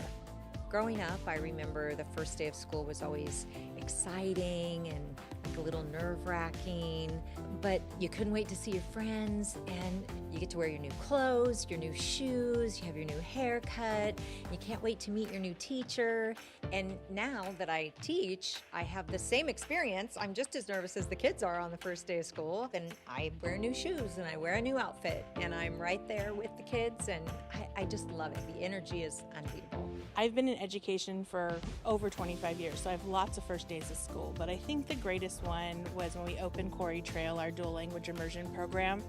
And that first day when we opened doors, and it was such a great event to see that staff were coming together to celebrate this in the community and that the students were excited to have a school in their neighborhood. It's probably one of the top 2 events in my life as an educator.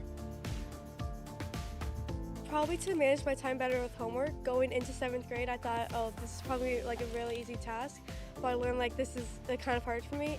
Probably all the custodians. I don't really have one in general. Maybe the night crew, because they help the school looking nice for all the students every morning and every afternoon, and just come back every night and help us out. I'd probably say just find the right people to hang out with, and you don't need to prove anything to anyone, just be yourself. I'd say be connected. Make sure that you're connecting to your peers if you're our kids. Make sure, colleagues, that you stay connected to each other. And we know for our families, the more involved you are in your child's education, research shows the success is just out of the world. I think the most important thing to remember is that we're a community and we all have to be in this together. We all have to work together. We have to communicate all the time. There's so much happiness in that. how could you not be happy when everyone is there to help each other and to support each other and to uplift each other?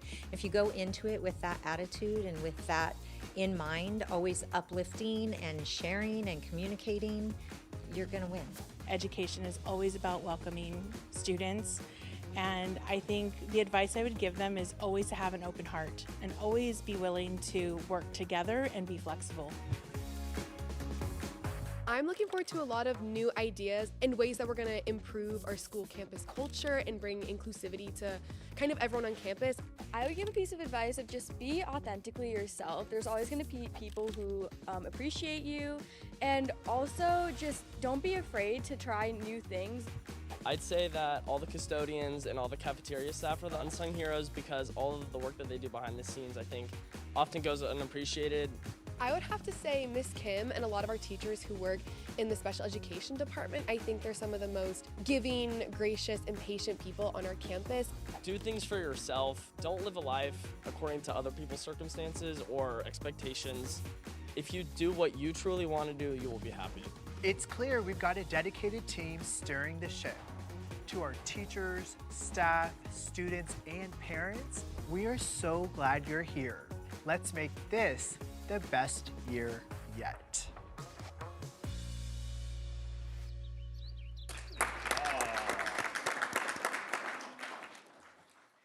So, trustees, I'd now like to ask my cabinet colleagues, starting with Educational Services, to come forward and just share with you some of the highlights that in the areas that they led that kind of led us to this opening, and you can get that look what it takes to open a school year. We're gonna get there.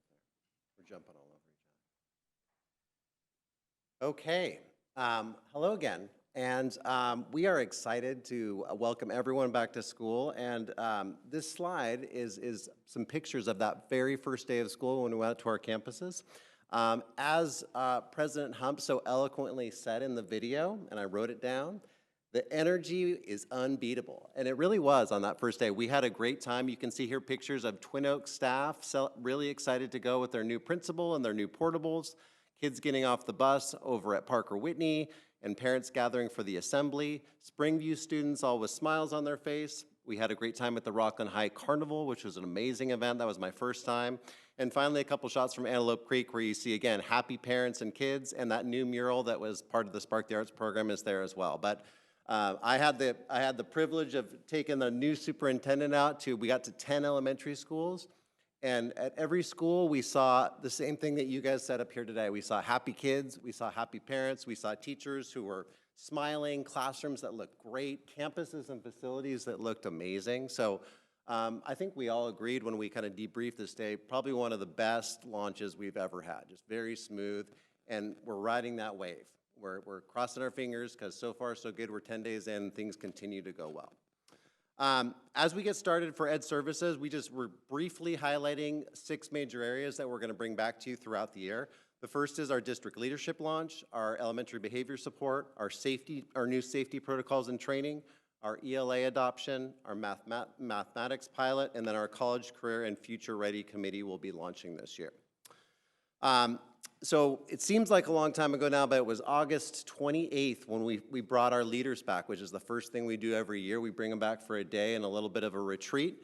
Our theme for this year was building our future, and it's about people, it's about purpose, and it's about progress. And we chose building our future because, one, as you know, we're in the 3rd year of an LCAP, which means we're going to be looking forward for new goals and priorities for the next 5 years. So it's a big year in terms of that college and career readiness and identifying priorities.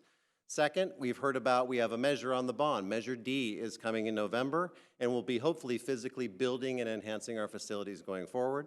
And third, we're recommitting to, we have a lot of new leaders. You met 4 of them tonight, and we're recommitting to that idea that we need to really train and focus on leadership because we're building that next generation of leaders. When we have good leaders in Rocklin, they support teachers, and teachers do the work in the classroom, and we have a good system. We want to project out into the future and make sure we have those people in place. Second in my area, whoa, we jumped really far ahead, is about behavior support. So last year you heard from the community, you heard from teachers, you probably heard from friends that we had some trouble with difficult behaviors in elementary school. Some of our youngest students in TK and K were coming to school very dysregulated. It was disruptive to their learning. It was disruptive to their peers and the teachers and parents in the classroom.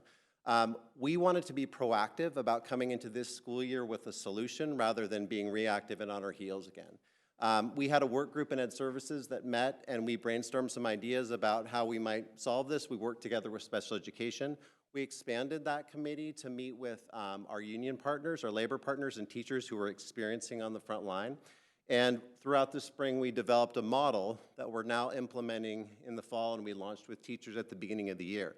And that is, we have behavior support assistants at every site. They're trained to do behavior support in 2 different ways: respond to crisis immediately, and also push in and do proactive, ongoing supports to build Tier 1 classroom practices that prevent behaviors before they happen. So far, principals are reporting night and day, love the support, teachers are feeling that support, and we're going to continue to work with our labor partners to refine and collect data on this model and improve it throughout the year. So we're excited about this, and we think it's going to move the needle and make a big difference. Okay, I'm going to turn over to my colleague, Marty Flowers. Moving right along, I just want to thank the board for their ongoing support of safety. If you recall, about 20 months ago, I believe, you approved a contract to have a third-party vendor come in and look at all of our policies and procedures. He came back with some very positive reports. The one thing that stood out was that standardized language. So we did partner over the summer with the I Love You guys. All of our district leaders participated in a full-day training about the language. It's consistent now. Every school in the district, even the district office and other buildings, we all have the same language. Shout out to our IT department. All the phones are all set up. They hit some buttons and the same message goes out whether you're at an elementary, middle, or high school. So that's really going to just set us up for kids moving up. They're going to understand. And once again, that third party did say that we do our drills and all that really well. It's just the language. So now we have that consistency. In addition to that, as we recognize tonight, Sutter Health, very proud to say that we're the only district around all teachers and classified staff are trained in that. The plan is to continue that. Next time we'll move on to CPR, which is shocking, but in California it's not required for teachers. But we're going to require that, and they will not become certified in CPR, but they'll understand the basics of that. In addition to that, once again, thank the board for approving our ELA 6 through 8 curriculum. Just a shout out, as always, to our program specialist, Amanda Bannister, does a great job. They've already completed a full day of training, and she continues to support. We'll have additional trainings throughout, but so far that new curriculum is going well. And I'll pass it along to our colleague, Ms. Casey. Right, rounding out Ed Services. Next, we have our work you're very familiar with around math improvement. So we are finishing our 5-year goal in that area and are continuing great work. We have a mathematics pilot running this year for K through 12, so all grade levels with a committed team of outstanding teachers, administrators, and parents who are actively engaged in looking at this College Future Ready Committee. There's a tie-in there about how do we prepare students for a future that's a little bit uncertain for all of us, so that we can make sure that students are incredibly well-rounded, have mathematical and problem-solving skills that they can apply in the real world. And then lastly, Dr. McDonald mentioned this briefly, but we are in a rewrite year for our LCAP, so finishing out our 3rd year and looking at a plan to implement the following year, and our focus is on college, career, and future ready. So we've shared some of that work with the board already, and just want to thank the board for their commitment to and vision around developing a 5-year goal. We know that we hear from colleagues up and down the state about how they recognize that our LCAP specifically calls out a commitment in terms of resources and staffing, and just continued effort to improve. So we're looking to take some of that learning and apply it to this new goal around college, career, and future ready, and partner with higher ed, our business partners, community leaders, our staff, our parents, and our students as well, to better understand what are their current experiences and how can we continue to build upon those. With that, I will turn it over to Mr. Johnson in Tech Service. Thank you, Beth.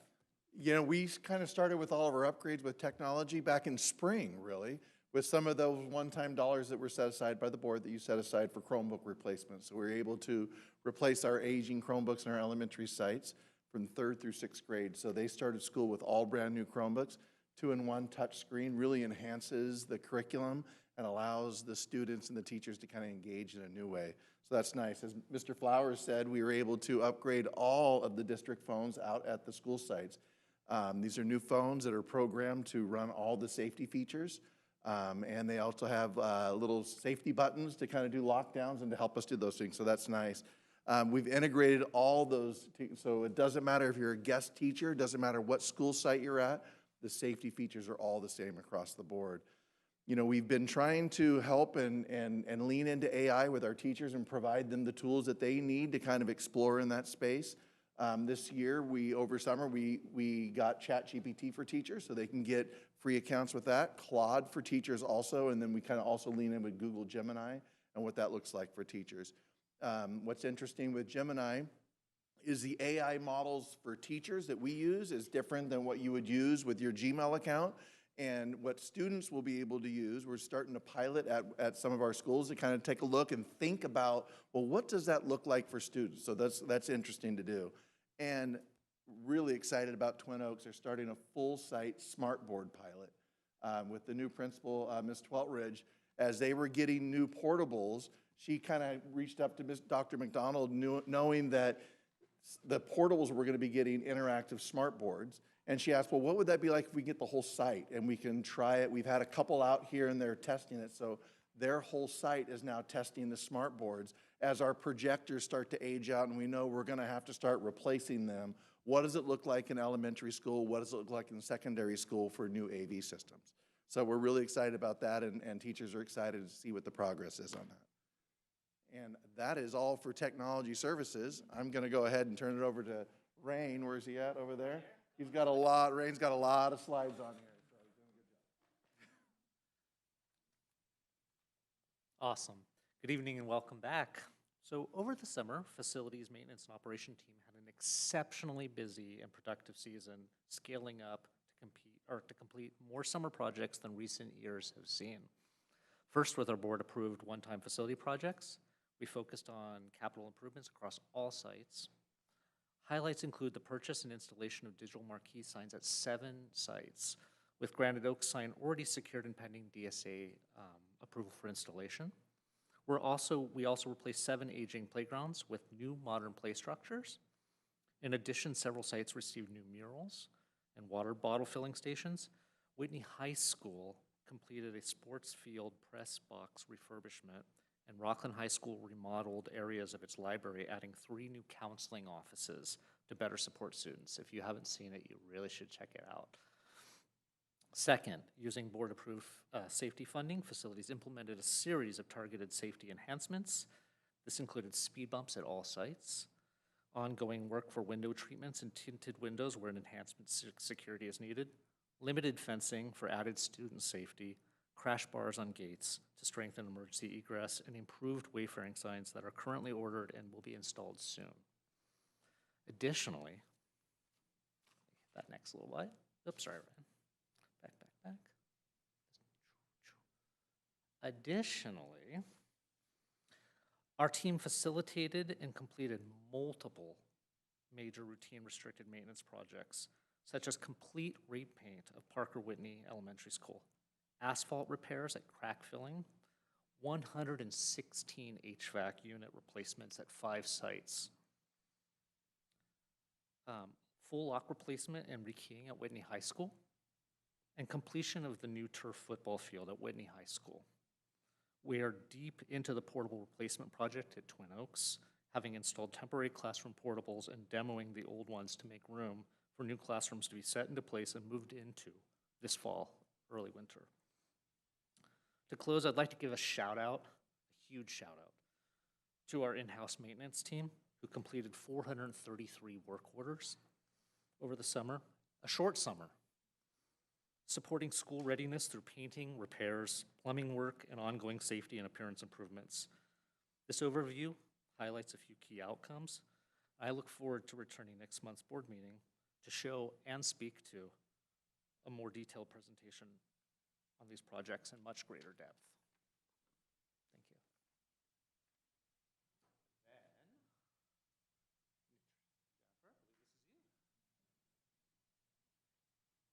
So nutrition services, we had a couple folks take the opportunity to retire with our supplemental early retirement program. And so they have a new leadership team over there that includes Jessica Porter Perkis, who had been there supporting them already. She moved into that manager role. They have a new delivery driver, which was devastating to them. Their previous delivery driver had literally never had a sick day until the last year he had to have like medical procedure.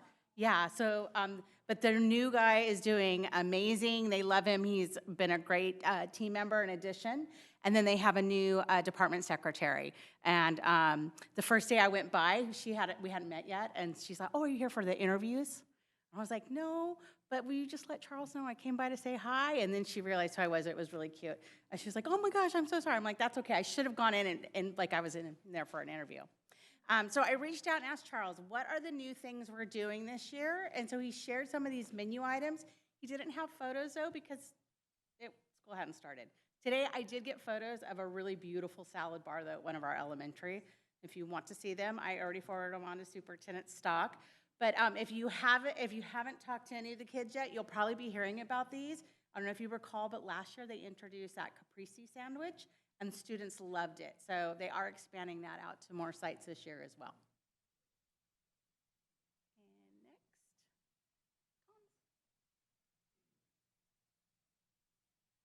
next. So while everyone does all this great work, I have to find a way to communicate it to our educational partners so they understand exactly what we're doing. This includes when we're asking our families to pilot curriculum, also includes signing up for those committees, and the ribbon cutting ceremony that we will be having this Friday at Whitney High School. We also launched Peach Jar, which is a new digital flyer management system. It streamlines how our schools, as well as the district office, approves flyers, and then they're digitally distributed to our families Monday, Wednesdays, and Fridays. And our community organizations also can submit flyers to have them distributed just like they were able to do previous years as well.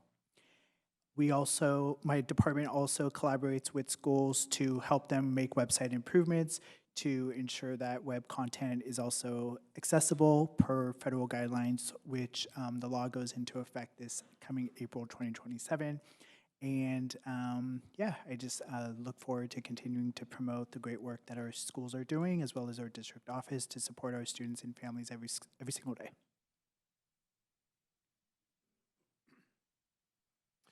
All of the aforementioned accomplishments are made possible by people. The people who comprise the Rocklin Unified Staff Team, an overview summary of which is represented on the Human Resources slide.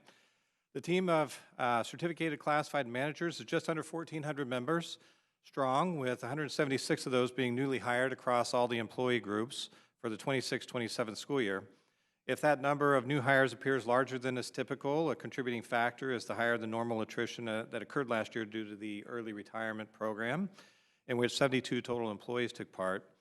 The team is further expanded when we add to it our 385 certificated and 400 classified substitutes who support operations, school sites, and classrooms each day. These numbers reflect a lot of work in the spring and over summer by HR and other staff to do everything possible to get positions filled and people in place to welcome students to the new school year. RUSD continues to be a district of choice for employment, evidenced by a high applicant rate as well as strong retention rate that's higher than both the state and national averages. In fact, the retention rate listed reflects last year's early retirements and normally trends even higher, closer to just under 94% on average. The district continues to express value in the well-being of our employees through the Employee Wellness Grant. The grant, which is funded by a school insurance group, has been utilized for a variety of employee-centered wellness initiatives, such as making accessible to all employees a Fit-On app, a Calm app, and Hydro Flask to use at those bottled water filling stations that were mentioned earlier, lunch totes and other items. And last, we will continue the quarterly wellness newsletter, which will educate and keep front of mind the importance of balanced and healthy activities for our employees. And I turn it back over to Superintendent Stock. So trustees, you can see just a snapshot of what it takes to open a school year. And so we wanted to kind of give you and our community this kind of a little bit behind the scenes pieces.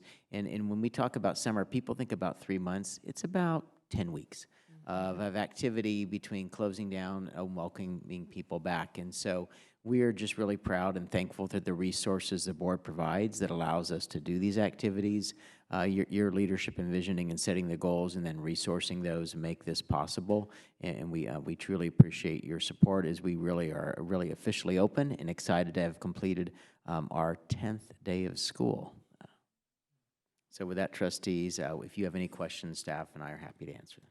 Superintendent Stock, thank you for leading this report. This was excellent. I really enjoyed hearing from the different departments in this way. We haven't done this before, so that was really good. Thank you to all who presented and just did the quick little update. It was really awesome. Trustees, do you have any comments or questions? We have a team of rock stars. So grateful to be associated with each of you. So proud of the work that you do, and thank you for paying attention to so many details and sharing that all with us. And of course, we owe it to Superintendent Stock for overseeing it all. So thank you.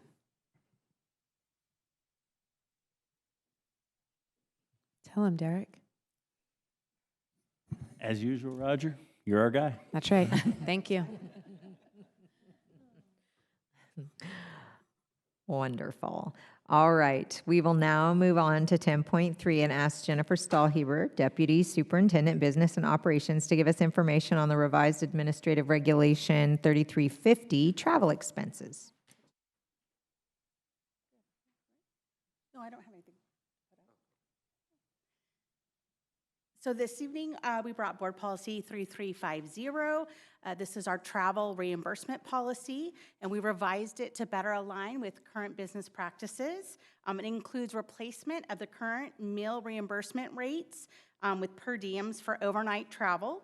The revisions are intended to streamline the process and provide consistent methods for reimbursing meal expenditures. And this is just information at this time, and we'll bring it back at the next board meeting for action. Okay, wonderful. Trustees, any comments or questions? Just a quick question. These were recommendations that were made to us, is that correct? Correct. That then we're just looking at updating based off of standards for today. I believe this was last touched, 2009, I think I saw? Oh, yeah, it's been a minute. Okay, so just general updates? Yes. Okay.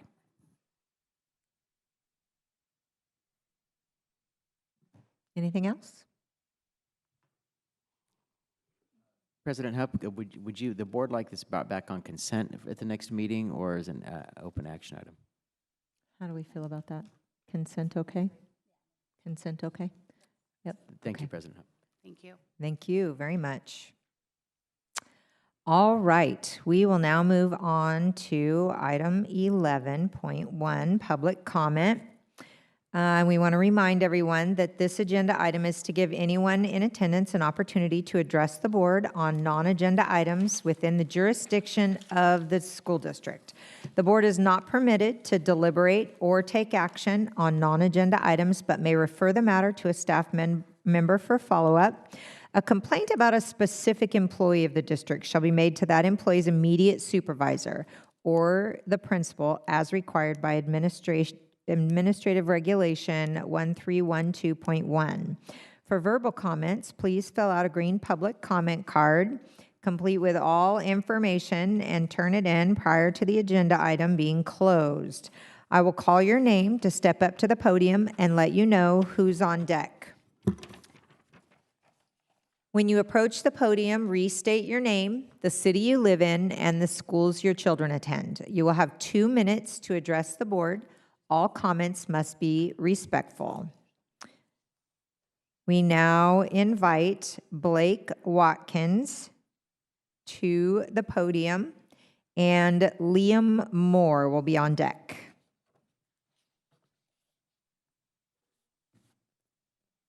Hello, everybody. My name is Blake Watkins. I live in Rocklin, and I'm a senior who attends Rocklin High School. Now, I'm confident that I speak on behalf of most of the artist student body when I express my concerns about the new bell schedule. I'm confident that the new Monday bell schedule does not allocate enough time for students to get lunch, socialize, and use the bathroom. To put it simply, 12 minutes for break is not enough time for every single student to go through the lunch line, get food, sit down, and eat said food without having to stuff it down their throats. Nearly 2,000 students attend Rocklin High School, and let's say on average that they get about 500 students minimum each day. So that is 500 students having to go through the lunch line, and cafeteria has to serve said 500 students within 12 minutes. Does that seem possible to you? It does not to me. And then, after they get their said food, at best they'll have 6 minutes to sit down, eat their food, socialize, and actually go to the bathroom. So, this brings up to my point I'm trying to make. I believe that the new Monday bell schedule does not work at all for our school system. And I believe that there is much better ways to get the required time for the, what was I saying? Right, sorry. Anyway, there's much better ways to get time and add it to our required educational hours than taking away time from our already minuscule breaks throughout Monday. And my time is almost up, so that is everything that I could say within 2 minutes. Imagine what I could say with 8. Thank you. Blake, thank you so much. Great job. So up next will be Liam, and on deck will be Vivian.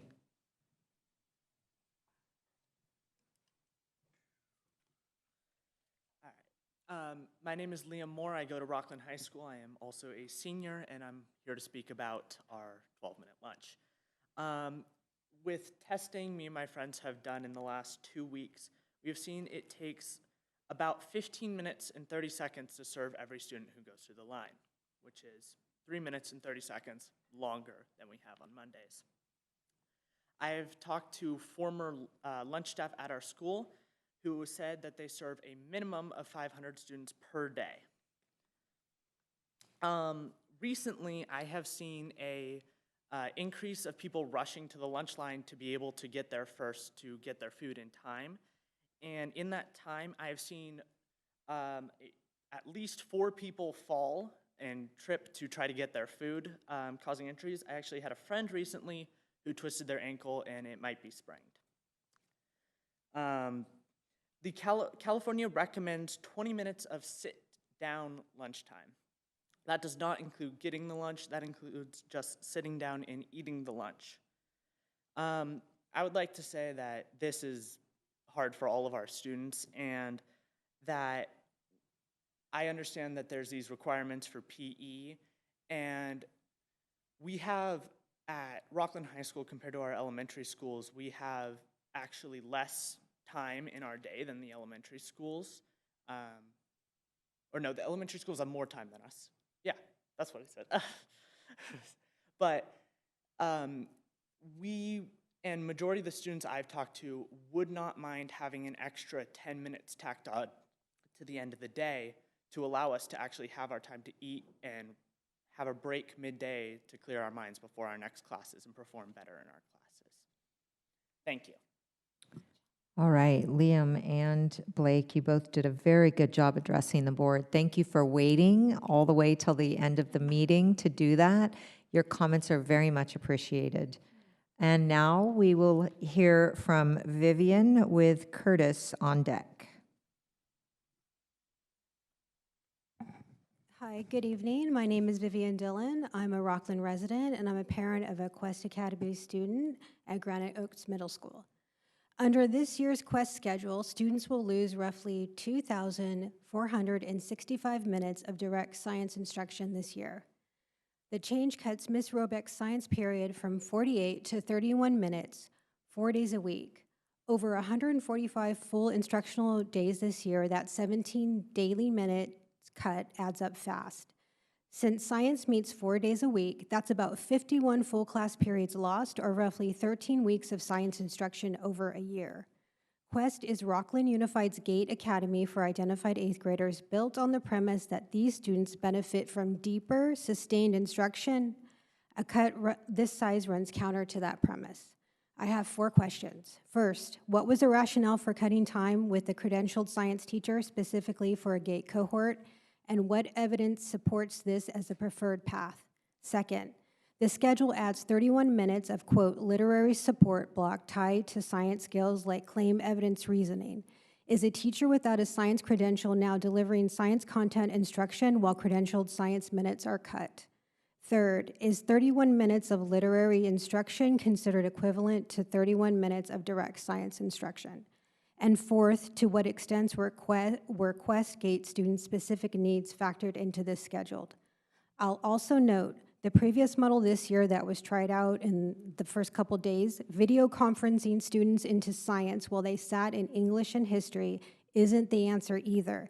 It didn't allow for direct communication with the instructor, and returning to it wouldn't solve that. I'm asking these questions be referred to staff for written response, and that the board consider resourcing Granite Oaks Middle School to keep a science credentialed teacher for the full period. At minimum, direct instruction. Vivian, I hold for just a second if you don't mind. Will you please send those questions to board email? Yeah.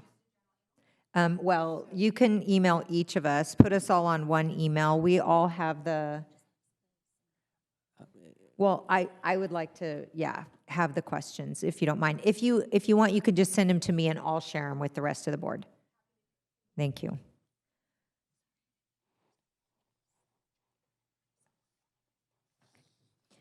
All right, and now Curtis, thank you. And Hub, trustees, Superintendent Stock. My name is Curtis Notzena, I live here in Rocklin, and I'm a parent of students in Quest Academy at Granite Oaks Middle School. I also have students at Valley View Elementary. I'm here tonight, line my comments with Vivian's comments, previous speakers' comments, but I'm here to ask the board to take a closer look at the proposed Quest Academy schedule at Granite Oaks, specifically the reduction of science instruction from 48 minutes to 31 minutes during periods 6 and 7 rotation. That 17-minute reduction may sound small, but as the previous speaker noted, across the approximately 145 affected rotation days, represents roughly 2,448 minutes, or about 51 full science class periods in direct instruction over the school year. Quest Academy is RUSD's GATE program. These students were identified for their ability to engage with material at greater depth, pace, and complexity, and I'm concerned that substantially reducing uninterrupted time with their science teacher is inconsistent with that purpose. I also have questions about the accompanying 31-minute literacy block. That block is intended to teach science-related claim evidence and reasoning skills. I would appreciate clarification about exactly what is being taught and how it is distinguished from science instruction, and how the district has evaluated the credentialing implications. I also have a few questions tonight. First, what educational purpose is the schedule intended to solve? And second, how did the district evaluate the loss of direct science instruction time for Quest Academy students? And third, why is this particular allocation of instructional time the best approach for a GATE cohort? I can appreciate the constraints posed by increased enrollment at the site and formula funding. I'm not asking the board to reject innovation or flexibility. What I'm asking is that this schedule preserve the instructional quality and purpose of the Quest Academy goal. Specifically, I would like the board to consider providing additional resources, perhaps from discretionary funds or general fund cost pressure relief that we heard about tonight. Curtis, that's time. Yeah, absolutely.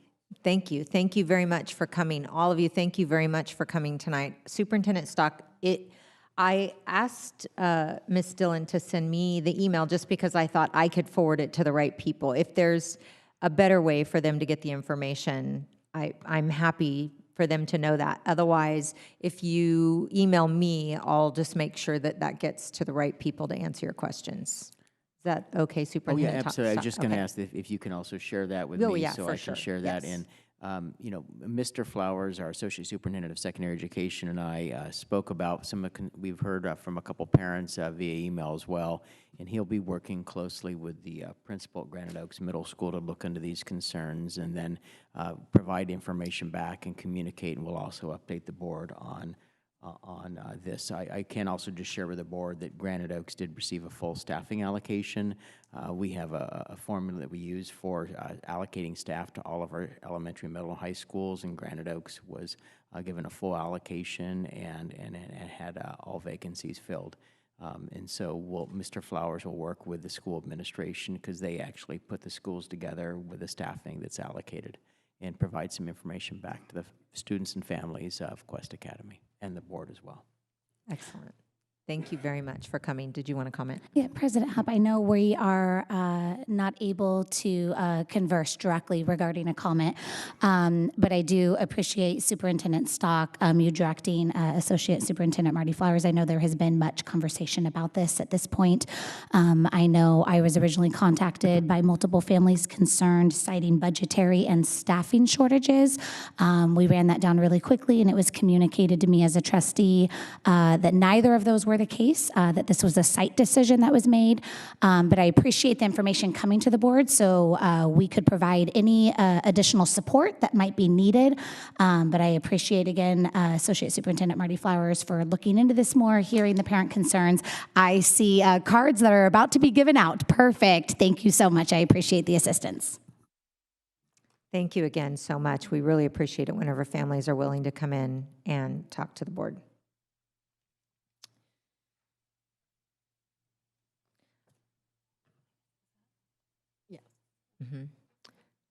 All right, so we will now move on to 12.1. Our board bylaws require 2 trustees to place an item on the agenda. Trustees, do you have any items to discuss for consideration on the pending agenda? Okay, in that case, we will adjourn.